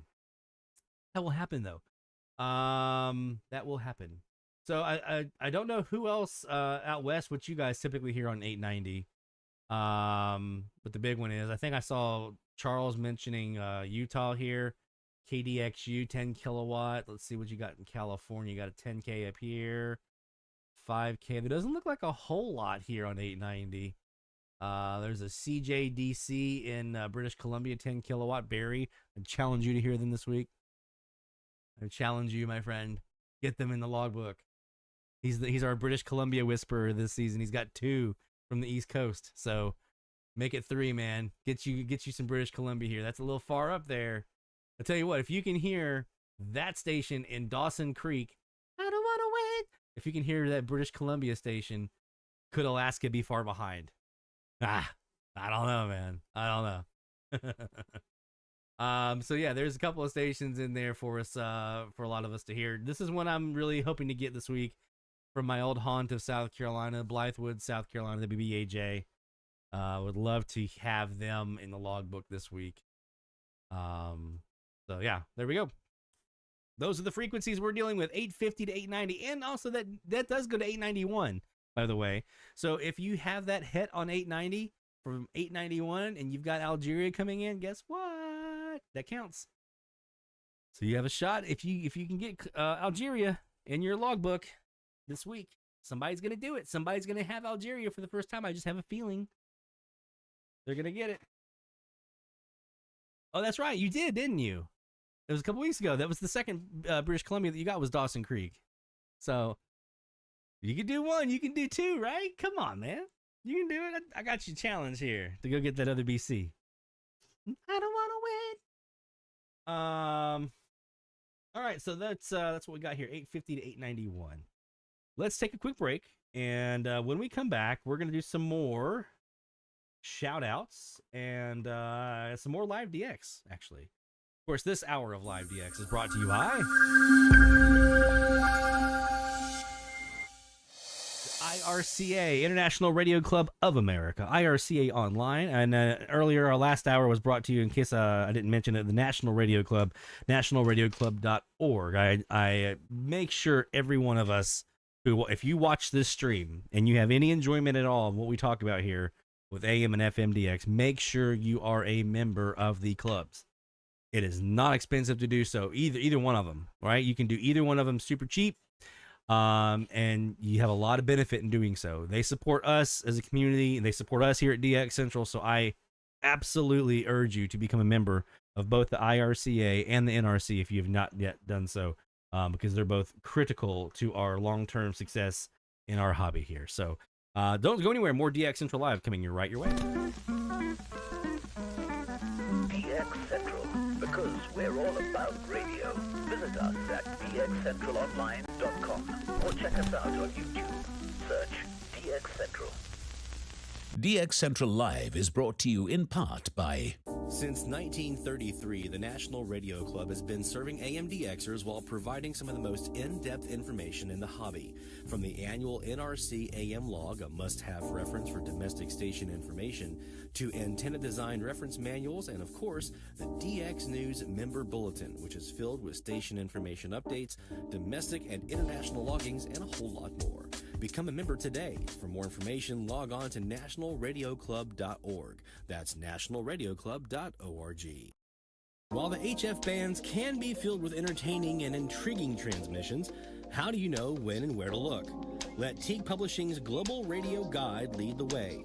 In addition to its exhaustive list of time and frequency for international broadcasters, radio hobby icon Gail Van Horn brings you equipment reviews, an SDR buyer's guide, feature articles, and more.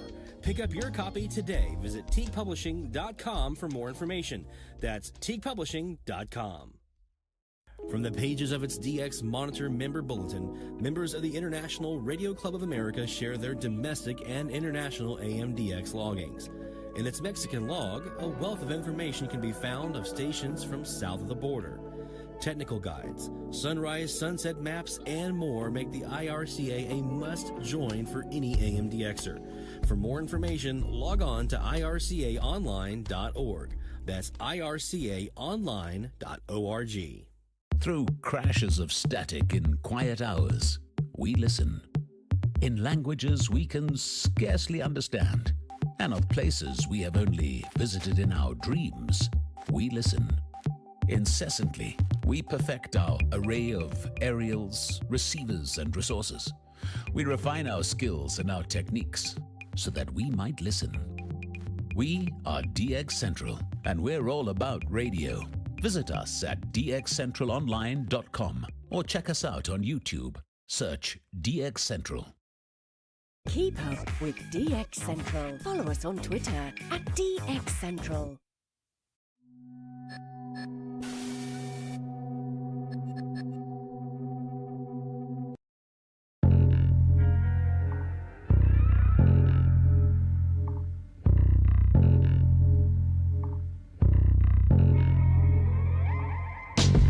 From the DX Central North Shore Studios, this is DXC Live.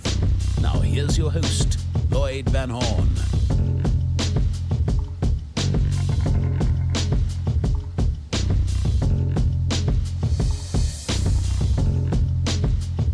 It's DX Central Live from the North Shore Studios here in Mandeville, Louisiana. We need an MC. Put some bars over this beat. Not me. We need an MC to put some DX-related bars over this beat. A little DX Central rap. How about it? Who can spit? Oh, man. It's Friday night, so that means DX is here. And we're challenging you now for this new week 8 of the Medium Wave Frequency Challenge, season number 3. We are now looking at 850 to 891 kilohertz to see what all we can squeeze from the ionosphere and see if anything good might come out. So whether you're doing that with an SDR, a portable radio, a little handheld like one of these guys, a little Sea Crane pocket radio, or maybe you got something a little more elaborate, maybe you got something basic, whatever it might be, whatever you're using. Car radio, I've got lots of people that submit loggings, or have over the last couple of years, just riding around in their car and their car stereo, and that's how they get their logs in. I have on my phone an entire folder of voice memos on my iPhone of me riding around the car going, 3:45 p.m., 1100 kilohertz. I mean, I have got a folder full of those, of me catching logs while I was driving and getting those, put those in. So it happens. Whatever way you can get the DX, we want you to be getting DX into your logbook. We want you to hear the stuff, all the signals. Even if that's not your goal, we want all the signals to at least get to you, so you can choose which of those you want to tune in and put into your logbook. We've got shout-outs to get to, my friends. We did a first round here last hour. Let's get to the next round. Our friend David Pete up in Maine's not feeling too well, so before we even get started here with the shout-out for David, we're going to get him a nice horn of victory to get him feeling better, my friend. So, David, get to feeling better, bud. New states this week, he says. He says new states. 1660 KQWB, North Dakota, and 1630 KFBU, Wyoming. Didn't hear either one of those this week. So, we're going to get him some fireworks.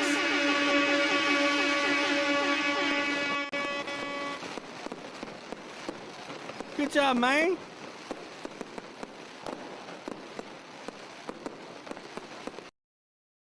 You know, Bill, that's actually a really great idea for a remix. All your DX are belong to us. That's a fan. We should do that. We should do a DX remix of all your DX are belong to us. Good job, David, my friend. Get to feeling better, bud. That's David Pete up in Maine. David Harden in Warner Robins, Georgia, though. Also joining in tonight with some good stuff here. Heard KCJJ, Iowa City, and got an ID. This is the mighty 1630 KCJJ new log, new state from Warner Robins, Georgia. So we, what we do here, we're gonna get to the state.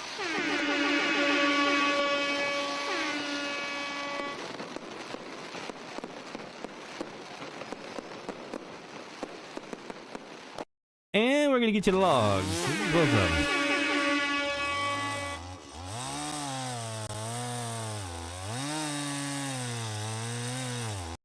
Good job, David, my friend. Congratulations on new states from Georgia. Dennis, you're up, my friend. New logs and new states. We're going to keep the fireworks going. Hope y'all got your money for more fireworks. We're running low. So many of these getting shot off. WBJA 1640 in Sandy, Utah. I looked for them all week. I'm not complaining because I got KDIA out of it, and that was an awesome log, but I really want to have something in my logbook besides KSL in the state of Utah. That's the only thing I've ever heard from Utah, ever. Well, except when I was in California for that week. But from home, I've never heard a station in Utah except KSL.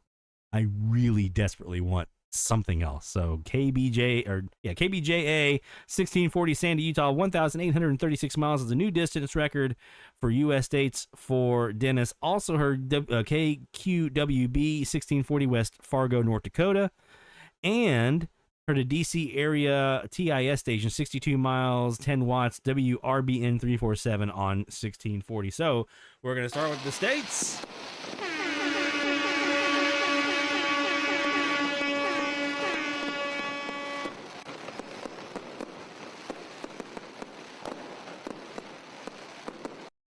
And the log for the TIS.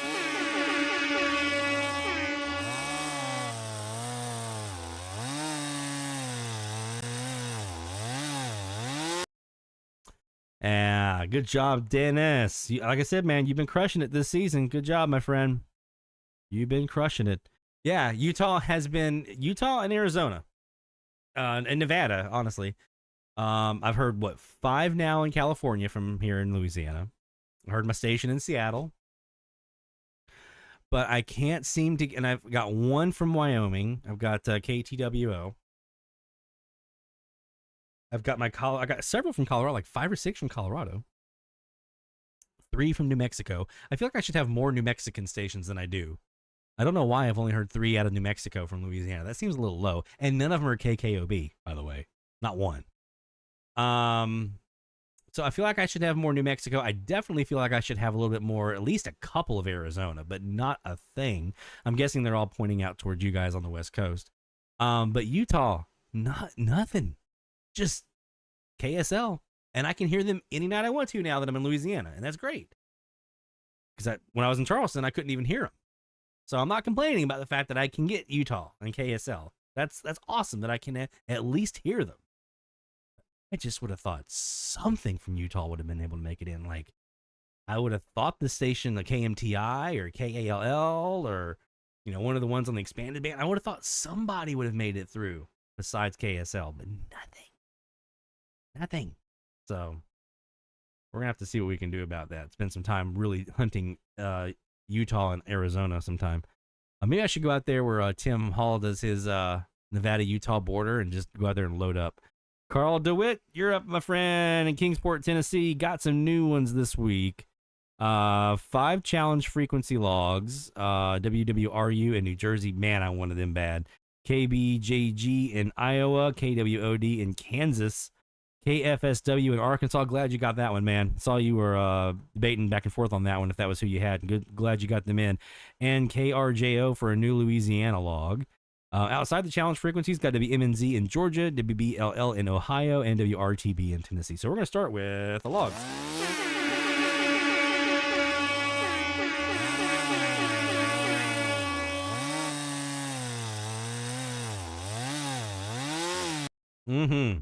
Very nice, my friend. And I have a little button here that's got a picture of a house for home. That's how I know this is my Louisiana one. So you heard of the station in Louisiana, huh? Yeah.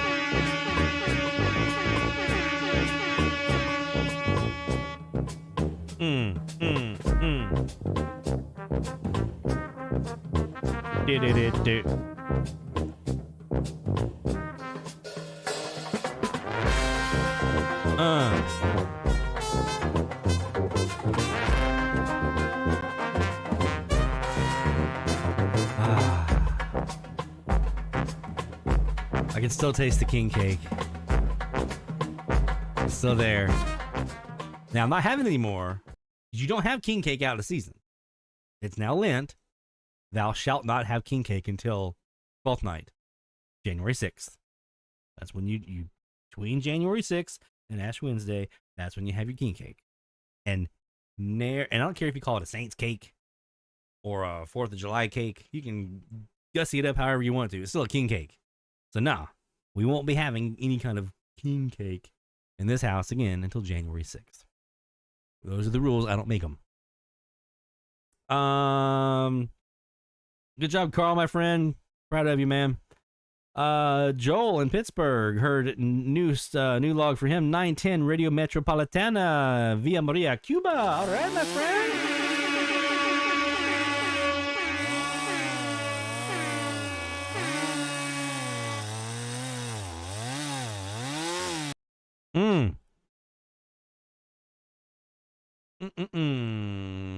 Hearing KSL in St. Augustine is quite tough. Yeah. I would imagine it was impossible. I never heard him. Not impossible. I never heard him though in Charleston. I should probably go back and review some of my recordings that I still have yet to go through from Charleston. But there may be some KSL there, but I kind of doubt it. Good job, Joel. Well done for getting the Cuban in there, my friend. Anytime you can get outside the borders, those are always good. Always good logs. And then we got 3 more here. So we're going to get a little pause for the cause here for a second. And then we'll come back around and get another round here a bit later on of shout outs. I don't have any for myself this week, really. I just had the KDIA. So I'll go ahead and give myself a little. There we go. It was just such a busy week with the logbook entry and that project and everything. I didn't really have time for doing a whole lot of DX. So just the one this week. So that will do me for now. But we'll go ahead and put the shout out form in here in the chat. So if you have not yet submitted your shout outs, new logs, new countries, new states, new provinces from Canada, new states from Mexico, new stations from the state of Louisiana or Wisconsin, or any other milestones or new gear or any kind of fun stuff you want to talk about, make sure you get those in the shout out submission form that I just put into the chat, and we'll get those shout outs and get you a blow of the horn of victory. All right, let's do some more live DX here because it's what we do here at DX Central Live. We like to get out and actually touch the ionosphere with our antennas and see what we can hear, see what might come through the wire that's hanging in the air. So let's start off first with our AirSpy HF Plus Discovery. Take care, Stephanie. Appreciate you always being here before dinner time, my friend. Let's take a look now here. Let's go down to our frequencies of the week, and let's have a little fun with the co-channel canceller, shall we? I'm on my north-south Superloop. It's a 12x56 Superloop, pointing at 340 degrees right now. So let's take a look and see what we can hear on our AirSpy, and see if there might be something on one of these frequencies in this range here that I can try to get rid of using our co-channel canceller. Shall we? Let's unmute this sucker. Your host, Phil Johnson. Today, John's going to mix things up a bit. Instead of walking you verse by verse through a passage of Scripture, he's going to field questions from his congregation about the Bible and the... I can't remember if I still have my mini-whip plugged in or not. Yep. I gotta replug it back in. Questions like, what parts of the gospel do you need to believe in order to be saved? Do you need to believe in the Trinity? All right, so that would be take communion if they're the not XJC in Birmingham. Those are just a few of the practical issues. So let's just take a look and see if we can get rid of these guys.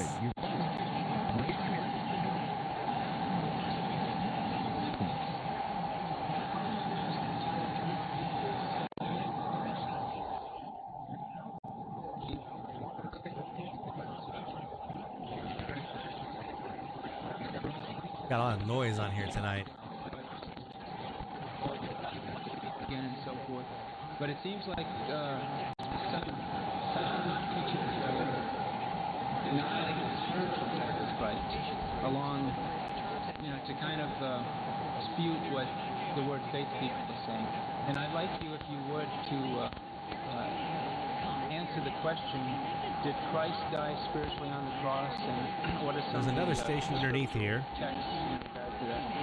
Well,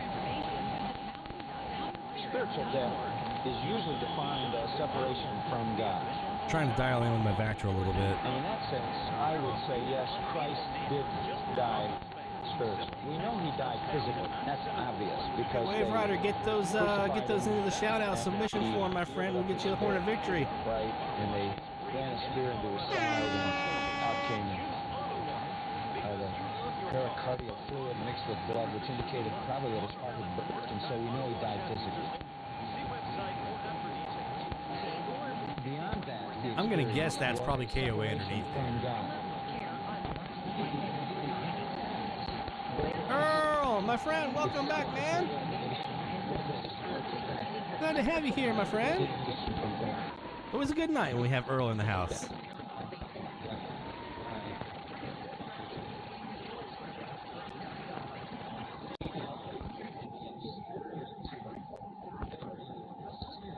How you been feeling this week?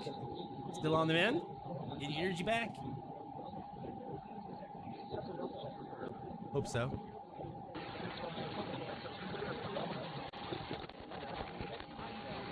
Now, obviously, his nature was not defiled. Okay, that's the caveat that you have to place. Take care, Todd.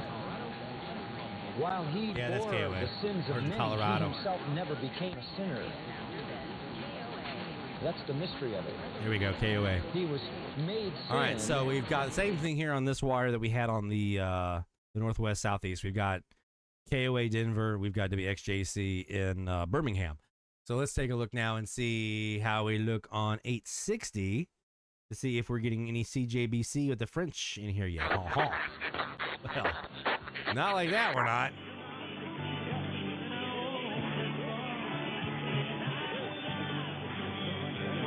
That's KKOW.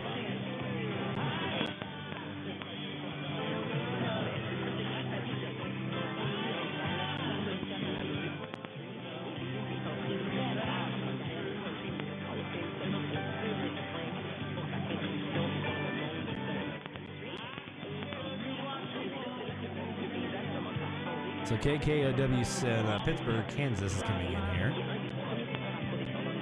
So let's see, that's, if we're counting states here, that'd be 3 states so far, right? And then we have WWL in Louisiana, that's 4.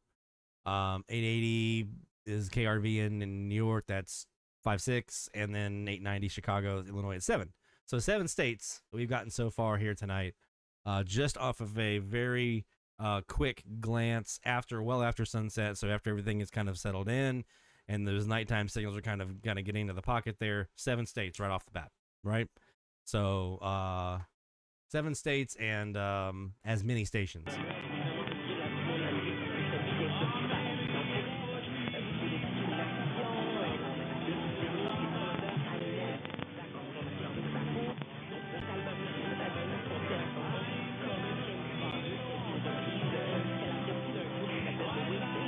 We got some shout outs to get to tonight from Neil, David, Mike, and Bart.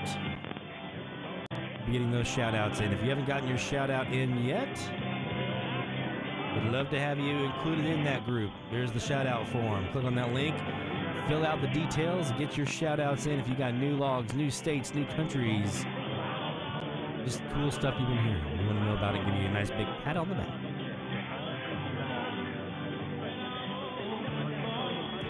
All right, let's, so we're in lower sideband right now. Let me just try out the code channel canceller.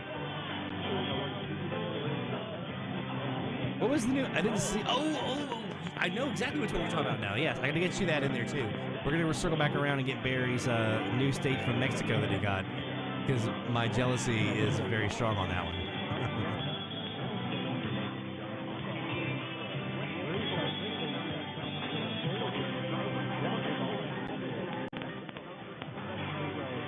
All right, let's get the ID here and then we'll cancel them out.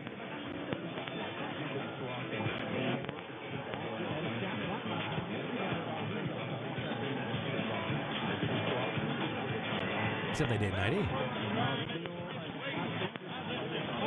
So let's get rid of them. If they're not going to ID, let's get rid of them.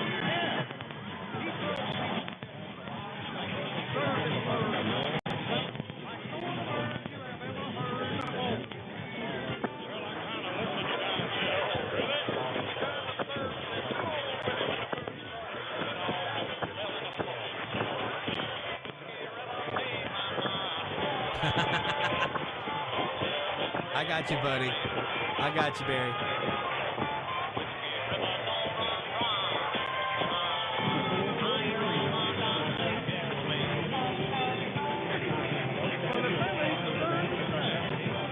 Oh, that's why I can't cancel, because I'm in lower sideband. I can't go dual sideband. Cancel them out because of 870 in the slop. So it's going to be tough for me this week using the code channel canceler on 860 and 880 because I'm going to have too much slop from 870 to contend with. I can probably try it on 890. Let's go try 890 and see what we can do to get rid of LS. Don't say you want one. I think the media are going to block out this concept. Let's give it some time to bake this signal into the micro tuner here. This is a grave injustice that has already been taking place for a while. And if a greater injustice might take place, and if we're going to help out in any of these apparently far-flung foreign conflicts, this might be a good one to do. But speaking of many generations, a man who is my age has just discovered that he's the father of 97 kids. He's doing better than me, and well, I don't know if it's better though exactly, because I don't think he's married. Something tells me these kids are not. It's possible, Wave Rider. There is a Radio Nacional in Argentina on 690, and from your location there in Florida, that is a possibility. They are a 50 kilowatt station on 690, so it's possible. I don't know for sure. I wouldn't put it in the log unless you knew for sure, but it's a possibility that could be Argentina. I don't know of any other Radio Nacionals. There's not one that I can remember. I'm looking at the list here. I don't see one from Colombia.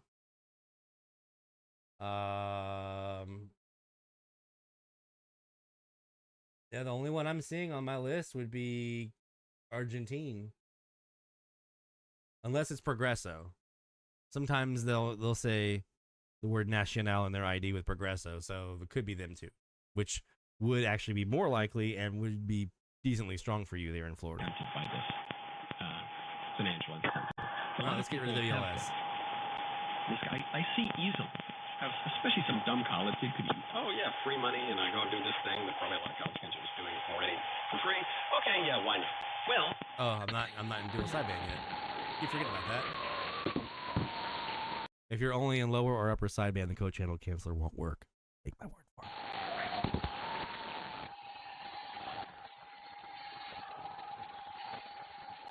So nothing in the wake of 890. No Progresso.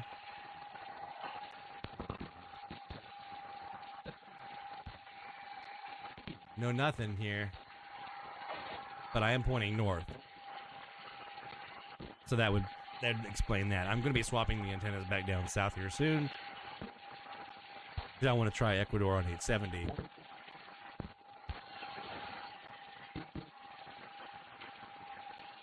All right, so let's go back over to the Perseus, and let's I was doing that recon there for you. Let's go back down here to 890. Now, beyond that, there's another. And now let's go to our northeast wire. It's actually more northeast. Not only that the man she thought was her father is not her father because the father had a problem with his swimmers, so they went to a fertility treatment specialist. They received donor sperm. They never told the daughter. Turns this is out kind of pointing. Donor sperm came from the fertility doctor himself because he was a pervert. Because this is a perverse industry where you just buy and sell people like they're commodities. Pointing right at Chicago. And, you want to hear the craziest part of it? She then found out that there were a lot of other people in her town that were. Oh, I saw the Netflix documentary on that story, by the way. It's crazy. 880.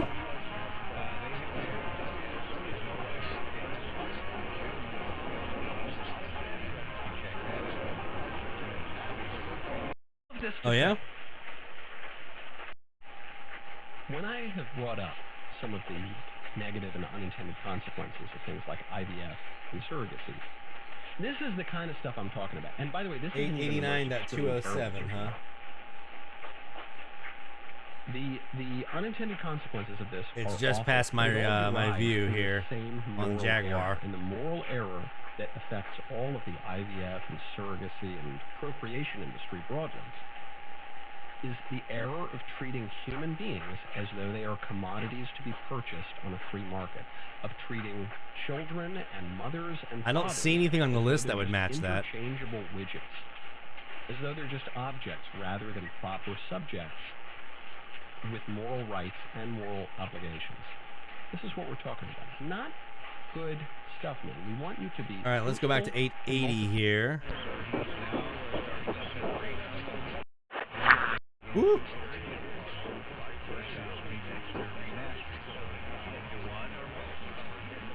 I think my vactrols might be unplugged outside. I need to go check those here. I'm not getting any adjustment here on my north wire. It's very possible it's unplugged.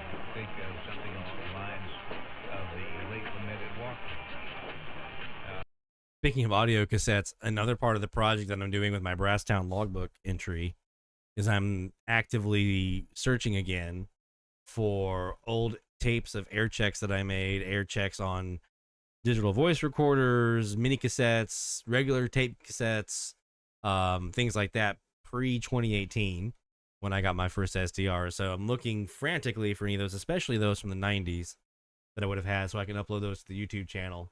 I found a handful today that I didn't already have up on the channel, so I'm going to be working on getting those uploaded. Including, I did upload today a new one that I actually from 1992, before I actually even started AMDXing. I started in February of 93. This was February of 92.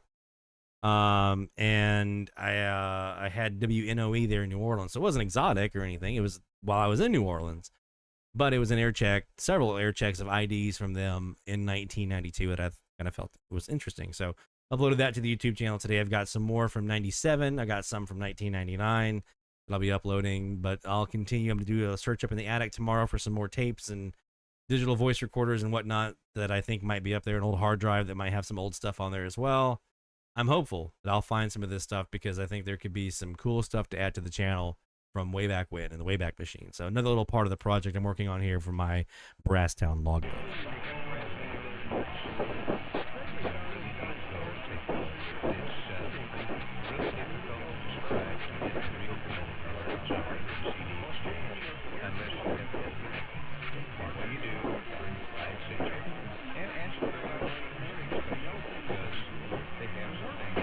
The band is definitely different than it was. Last night it was a little more open. Tonight seems a little bit more closed off. Not hearing Cubans tonight, which is a rarity for here. Normally they're everywhere on our dial here in Louisiana because it's just salt water between me and Cuba. I'm not hearing much out of Cuba. I did hear the Relow on 850 and probably on 860 as well when I go down there in a second.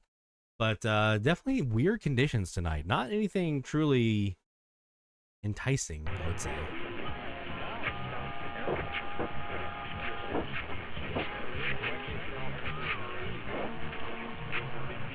That's probably Conroe, I would say there.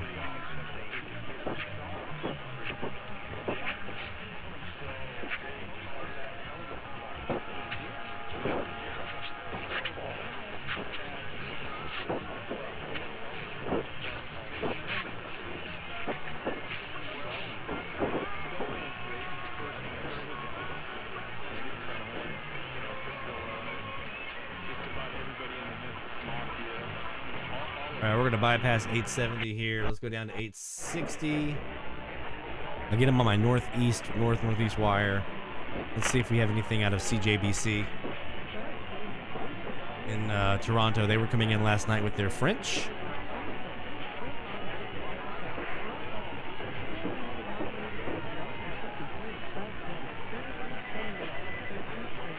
There's Relow on 860. So now I got Relow on 2 here. And once I swap to my south wire, I can get them on 870 as well. So in theory, I should be able to get Cuba on every frequency this week, I think.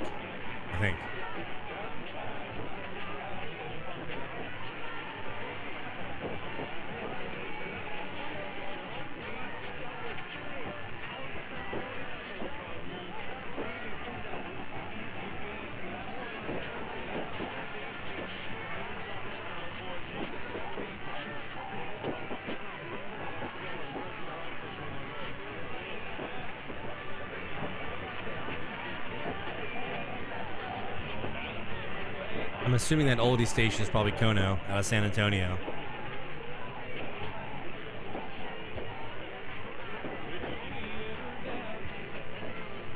Country station is KKOW.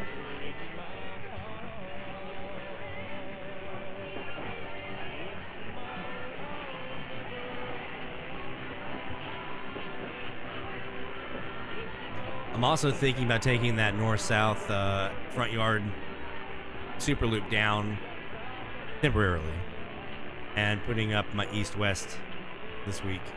I got some stuff I want to try. So I'm contemplating doing that this week.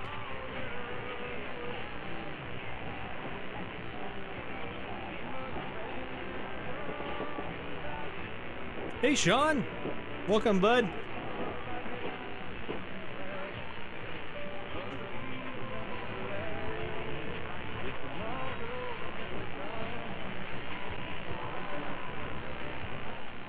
Glad to have you here, my friend.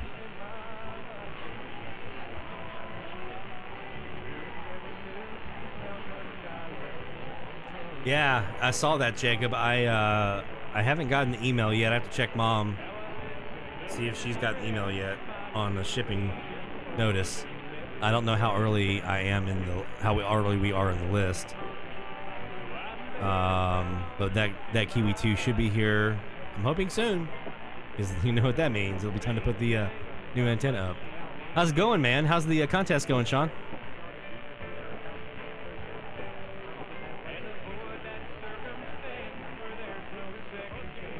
Got to get the hand cramp? I'm sending the code.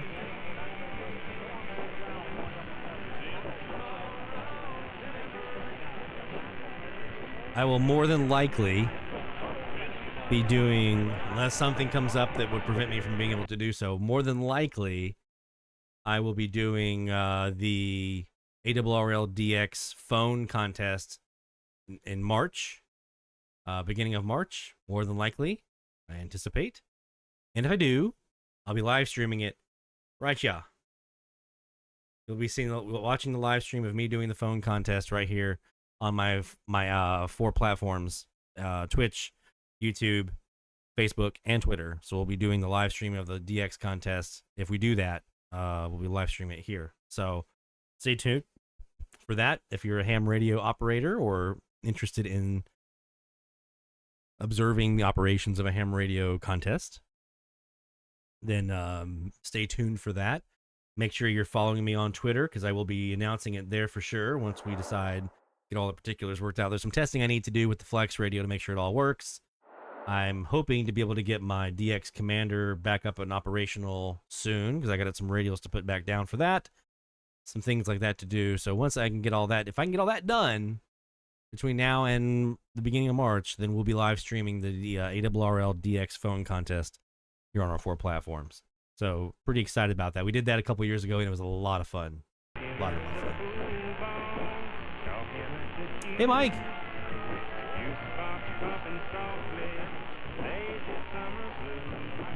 Singapore, China, Japan, Tonga. Oh, I have worked Japan, and that's it from that list. Those are the only ones that I've worked. I have not gotten China yet, or Singapore, or Tonga. I've tried. Haven't gotten any of those 3 yet. Charles, nothing right now. I'm kicking some tires on a couple things. Nothing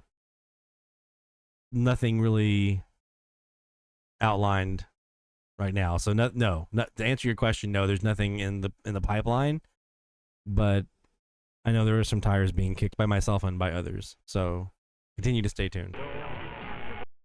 Frequency this week is 850 to 891.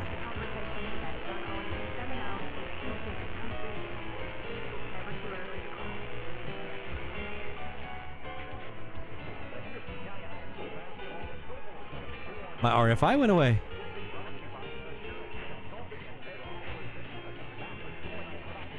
Yeah, Wave Rider, that was my first contest I ever did. Real contest. I did some field day and some other stuff like that when I first got my license back in 2004. But then I had a lightning strike take me out of commission for a while, and when I finally got my equipment back in 2013, within a couple of weeks was the ARRL phone, and so I immediately jumped right into that, and that's where I got a big jump start on my DXCC work that I was doing, was the that contest. So it's always had a special place right here for me, the ARRL phone. So I'll be definitely doing something with it. I don't know if I'll be doing the full contest or streaming. I don't know yet, but that's the goal.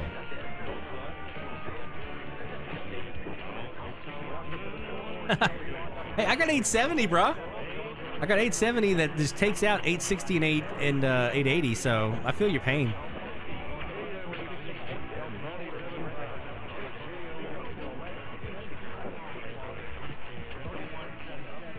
I mean, I can hear WWL in here right now on 860. And I'm pointing well away from them.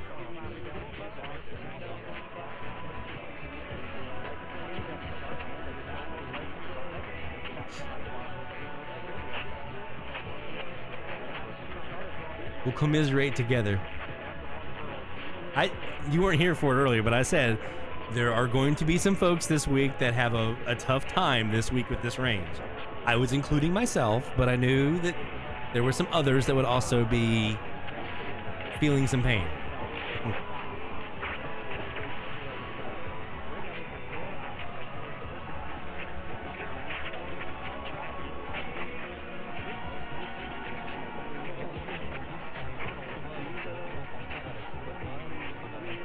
We go back down to 850 now.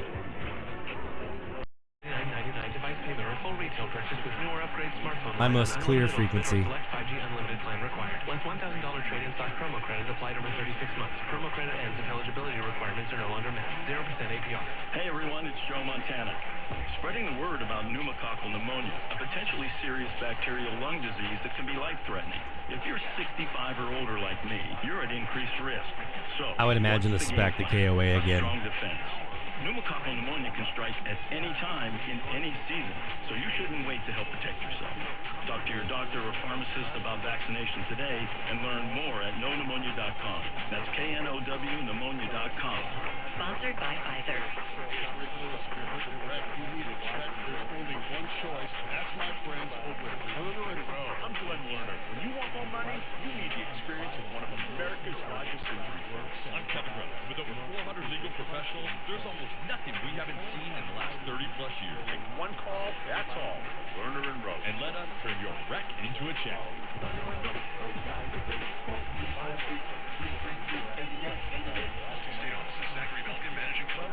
Patients everywhere are experiencing joint pain relief thanks to QC Kinetics regenerative treatment. So how does this non-surgical approach work? QC Kinetics Medical Director Dr. Aaron Wolkoff. All right, Bill, let's do it. Like when we get a paper cut, and the cells that come onto that scene first stop the bleeding, and then it recruits more cells to form new skin and new soft tissue, and then you look down 2 weeks later, and it's like nothing happened, and that paper cut never existed. In the same way, QC Kinetics uses your natural biologics to help repair and restore aching knees, hips, shoulders, and back. We take those same similar cells and I swear, you guys have magnets up there in Minnesota.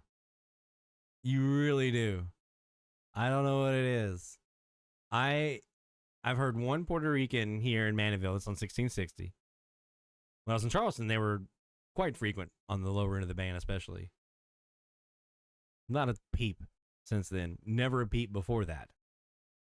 Greer, never heard him. Brasstown, never heard him. Hoping maybe I might have a shot at him when I'm up in North Carolina, the recordings that I did. I'm hoping they're there. But you guys have a magnet for just awesome DX up there. I think it's called the North Pole. Everything's just directed that way. Membership, you'll save even more with double fuel points and free delivery. So you can always save big every day with our savings and rewards. King Soopers, fresh for everyone. Savings may vary by state. Restrictions apply. See site for details. KOA, 850 AM. 94.1 FM. You know, I've talked a lot about my SOTA journey of weight loss and the health effects. I know they're fairly common. They're a daily visitor here, but I still get the giggles and the good warm feelings when I hear KOAID. After being away from them for so long and not hearing them. And I'm not exaggerating. And then I put on a shirt and I looked at myself in the mirror and I was like, dang, you look good. When was the last time you looked at yourself in the mirror and said, dang, you look good? And I actually said it out loud too, in case you were wondering. SOTA weight loss has given me my swagger back. They've given me the feeling. They're not exotic. Something on in my the KOA still feels. It just feels nice to be able to hear them. Too small that day or whatever that day. I feel like myself again. You can do this. If you need to lose weight, the SOTA weight loss plan has structure. It has easy to follow instructions. You don't have to do a ton of exercise. They just ask you to take a walk every day. And the support is outstanding. Do it for your health, but enjoy the benefits of feeling great about how you look again. Just visit SOTAweightloss.com. I haven't even tried looking at the form yet. Have you guys looked at it? I've imagined myself scoring the last-second touchdown to make sure it's working. Game, but I'm no professional athlete, so instead I get my winning feeling by playing the Colorado Lottery. A portion of every ticket I play goes to supporting the great outdoors, and that's a win I don't have to imagine. Go Broncos and play on with the Colorado Lottery. See ColoradoLottery.com for details.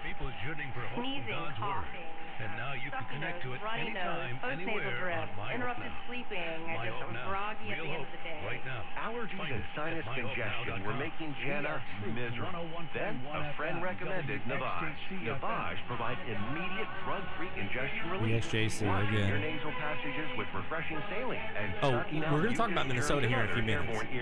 Navage helps you breathe easier, sleep better, and feel your best. We're going to definitely be talking about Minnesota here in a few minutes. I didn't have to wait 30 minutes. I didn't have to wait an hour, 90 minutes. I didn't have to wait a minute. I ran the rinse and I felt better. Stop suffering from All right. congestion. Yeah, it looks like you guys got logs already submitted. Very nice. With Navage. Navage.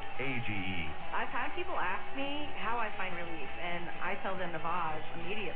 This thing is amazing. Navage is available at Navage.com Nice. or at Walmart. I always like it when it works. And writing. Listen on your free iHeartRadio app for all your music, radio, and podcasts. Free. Never sounded so good. KOA. Denver. 850 AM. 94.1 FM. News. Talk. Sports. KOA News Time is 8 o'clock. I'm Jody Jordan, and I did a little slip and slide on the way in tonight. Dan Copeland, anybody else doing a slip and slide? Well, yeah, everybody is. Unfortunately, they're keeping enough space between them and the car in front of them, so we don't have too many accidents down here, but it is starting to get pretty terrible, particularly up in the mountains where we just, and I mean just, had to close eastbound I-70 between Frisco and Silverthorne as people heading down that little mountain are probably not being able to slip, or not slipping down that way, so they have to close it while they fix it. Everything around town is going to be wet and sticky and icy. Most of our municipalities are on crash alert, so if you're not involved in a crash that involves alcohol or drugs or injuries or the like, with any of that, just exchange and go, you can actually turn in the accident online. I'm Darren Copeland on KOA, 850 AM and 94.1 FM. The snow is here, and some isolated heavy bands are expected through 10 o'clock tonight. 2 to 4 inches expected for the metro. This is Fox 31 meteorologist Liz McGiffin. Heads up, especially if you're heading into the high country. It's areas above 9,000 feet that could be accumulating anywhere from 3 to 10 inches of fresh powder by first thing tomorrow morning. And while this is going to be good news for those ski areas or anyone wanting to pull out the skis or the snowboard, keep in mind you have to travel up the mountain, so travel could remain very difficult thanks to not only accumulating snowfall, but the strong wind gusts reaching or exceeding at times 30 miles per hour, leading to some blowing snow. If you'll be traveling at all tonight or even early on your Saturday morning, let's go see what we had here on 860. If we got anything out of CJBC yet.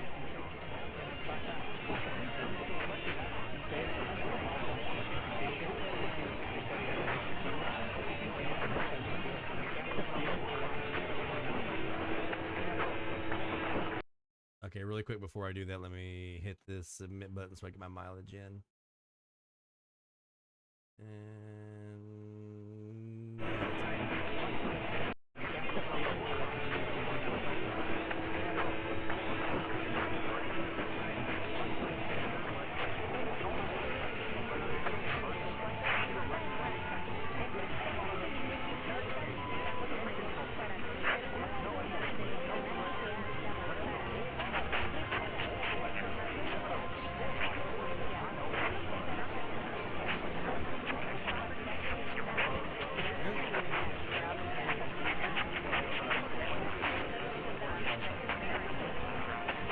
no ID there.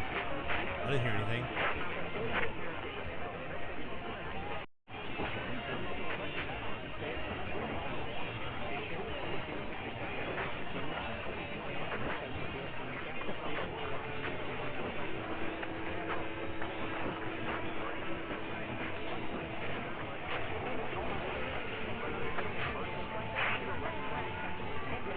Take care, Haley.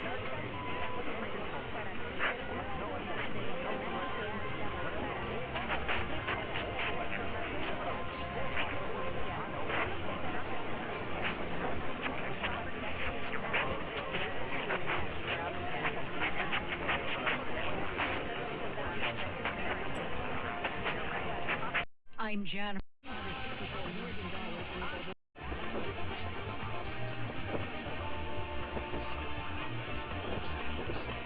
Here's 880.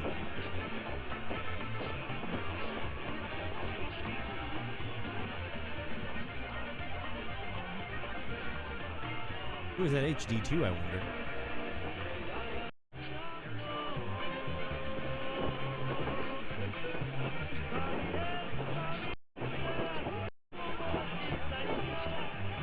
Take care, Sean.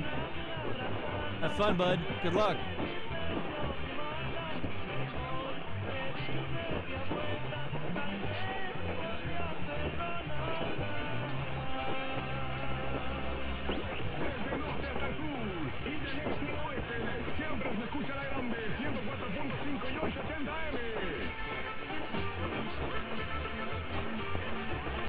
Yeah, that's KJOZ. That's 104.5. Heard that this week already. So that's them. Don't know who that HD2 was. I'm guessing it's probably New York, but wouldn't have to listen to it again to pull that out. So the usual suspects there so far in the first couple of hours here, kind of what I've been hearing. But sunset, sunrise is going to be a big one for this week for us on this challenge, because once those big guns get locked in, man, they are tough to dislodge for sure. So let's go ahead and do another round of shout outs. Real quick though, Minnesota. Jacob, I want to talk to you about you and Justin in your state of Minnesota here. In 30 years of DXing, more than 30 years of DXing on the AM band, I've heard exactly 2 stations from the state of Minnesota. WCCO and KSTP. That's it. That's all I've heard from Minnesota. I don't know what it is. That DX magnet you guys have up there that pulls the DX in, I think is keeping your signals up there, because I can't hear anything else out of Minnesota. I've tried every single thing that I could come across Minnesota. I mean, like, let me put an antenna pointing right at him. Didn't work. I don't know. I don't know what it is, man. I'm good on FM. I've got Minnesota FM coming out my ears during E-Skip season. AM though, we need to talk about Minnesota on AM, because damn, they're just nothing. There's just nothing. Let's get to some shout outs, my friends. So in other words, send some of that down my way. Let's start with Neil. Neil Wolfish in Toronto has 3 locals on the X band, 1610, 1650, and 1690. So didn't expect to hear anything new up there. And I'm fortunate to have heard 19 stations this week, but did get a new station from Wisconsin, America's Dairyland, in the form of 1450 WRCE in Richland Corner. So it's time to get the cheese cut.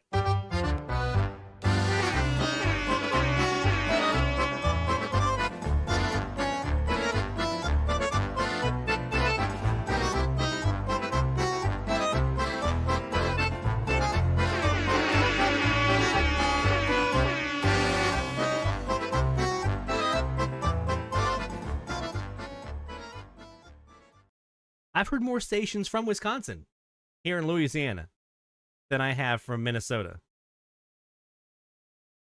I don't know. It is a mystery to me, my friends.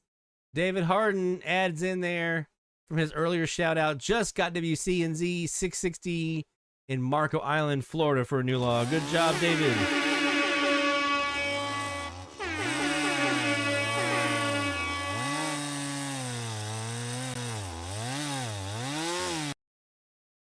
$17 logs from Louisiana, from Minnesota. I got 2 the other way, and they're the 50Ks. I don't get it, man. And normally, I have found over the years that when you are on a direct line, either longitude or latitude, you know, either horizontal or vertical, when you're on a direct line between you and a station, you have an easier shot at hearing them because the distance is the shortest that it could be. Like for me to hear Seattle, I'm going not only up, but I'm also going across. So it's diagonal. It's that diagonal distance that makes it super long.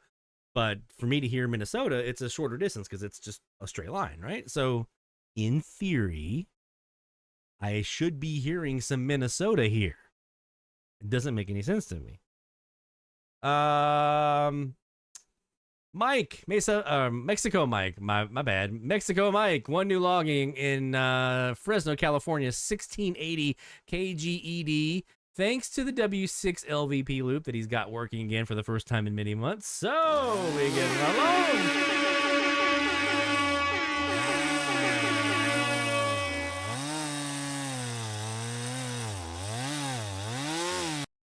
If I have to talk to the governor's office about this, like, and get our 2 governments to coincide here and get that reciprocal agreement or something going on here, I'm show me the form I have to fill out to get Minnesota down here, and I will fill it out. Especially if we can get some North Dakota and South Dakota to come with it. Next up, we got our friend Bart. Good job, Mike, by the way. Glad you got that loop running again. Bart says he wants some gumbo. 1680 Monroe, Louisiana, KRJO 99.7 The Legend. So you get yourself some gumbo.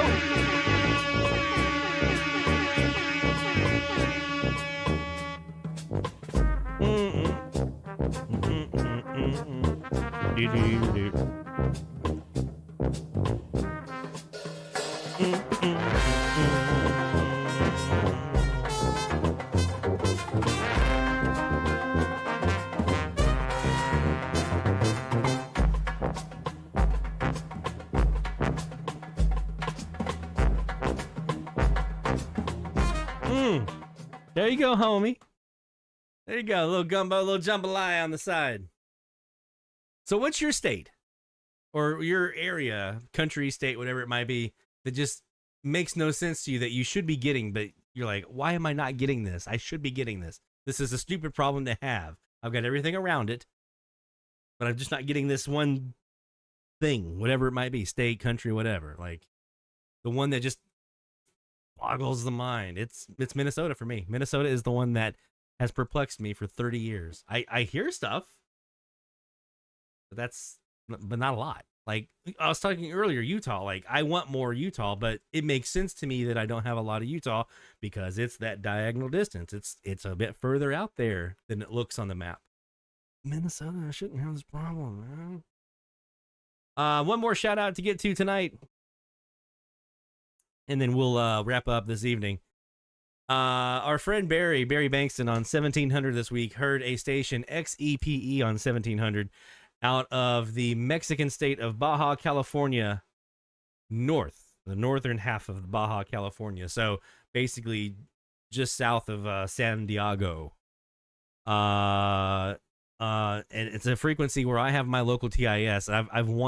They've gone off the air a couple times, my local TIS, and every time I've been looking for XEPE every single time. Haven't heard them yet, but they're on my list. I desperately want to hear them. So next time they go off, I'm going to sit on 1700 and just listen for the Mexican national anthem around their local midnight and see if I can make it work. But good job, my friend. That's a new state from Estado de Mexico. So, yes, sir.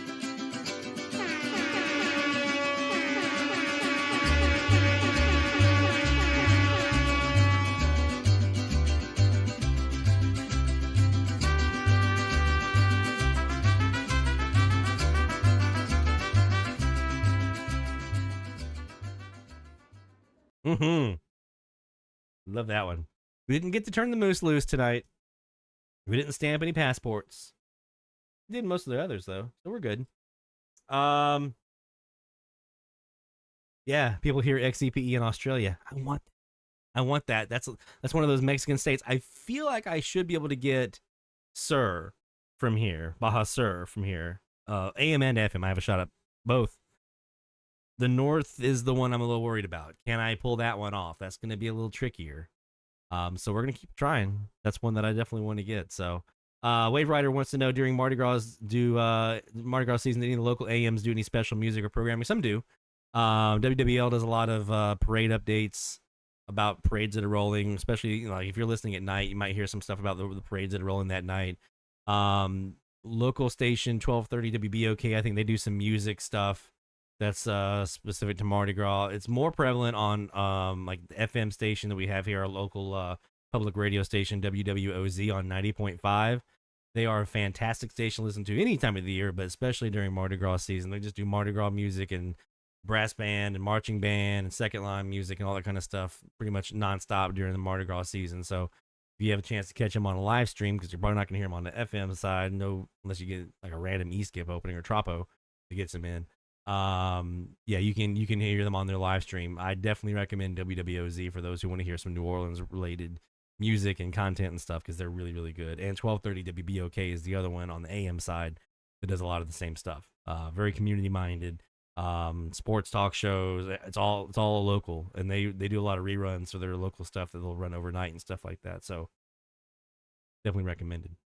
Let me see what you guys are talking about here in the chat. Good night, David. Take care, my friend. Yeah, Mexico is not as easy.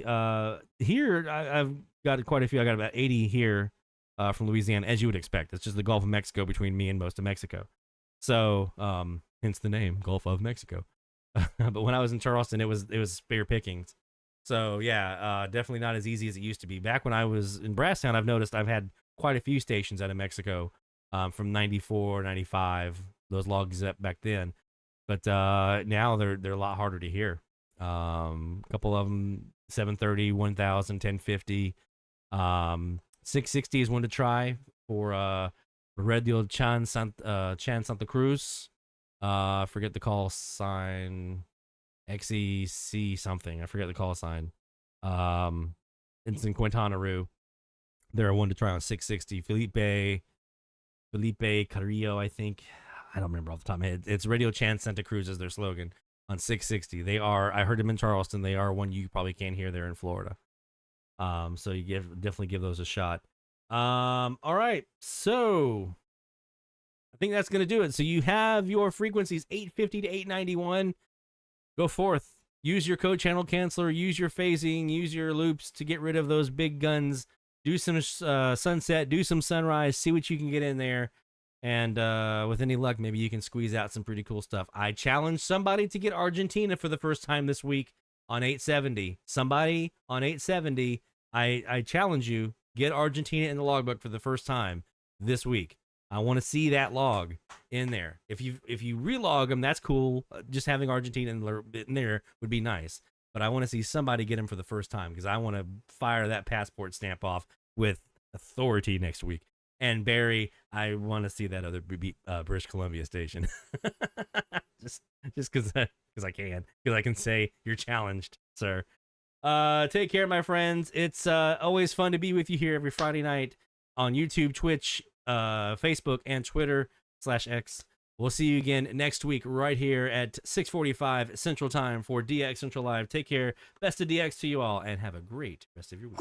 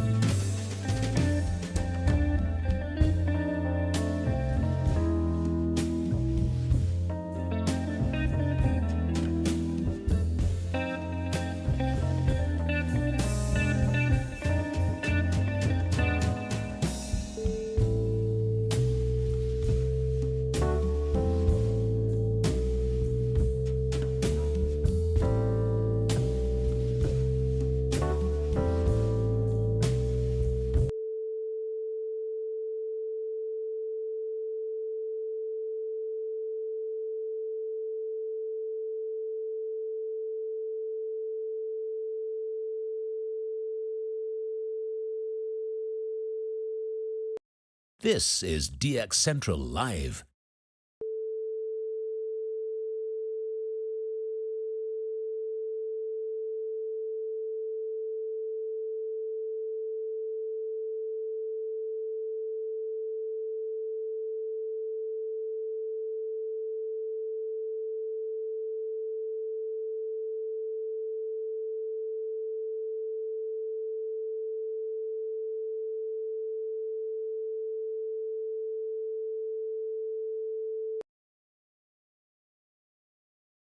This is DX Central Live.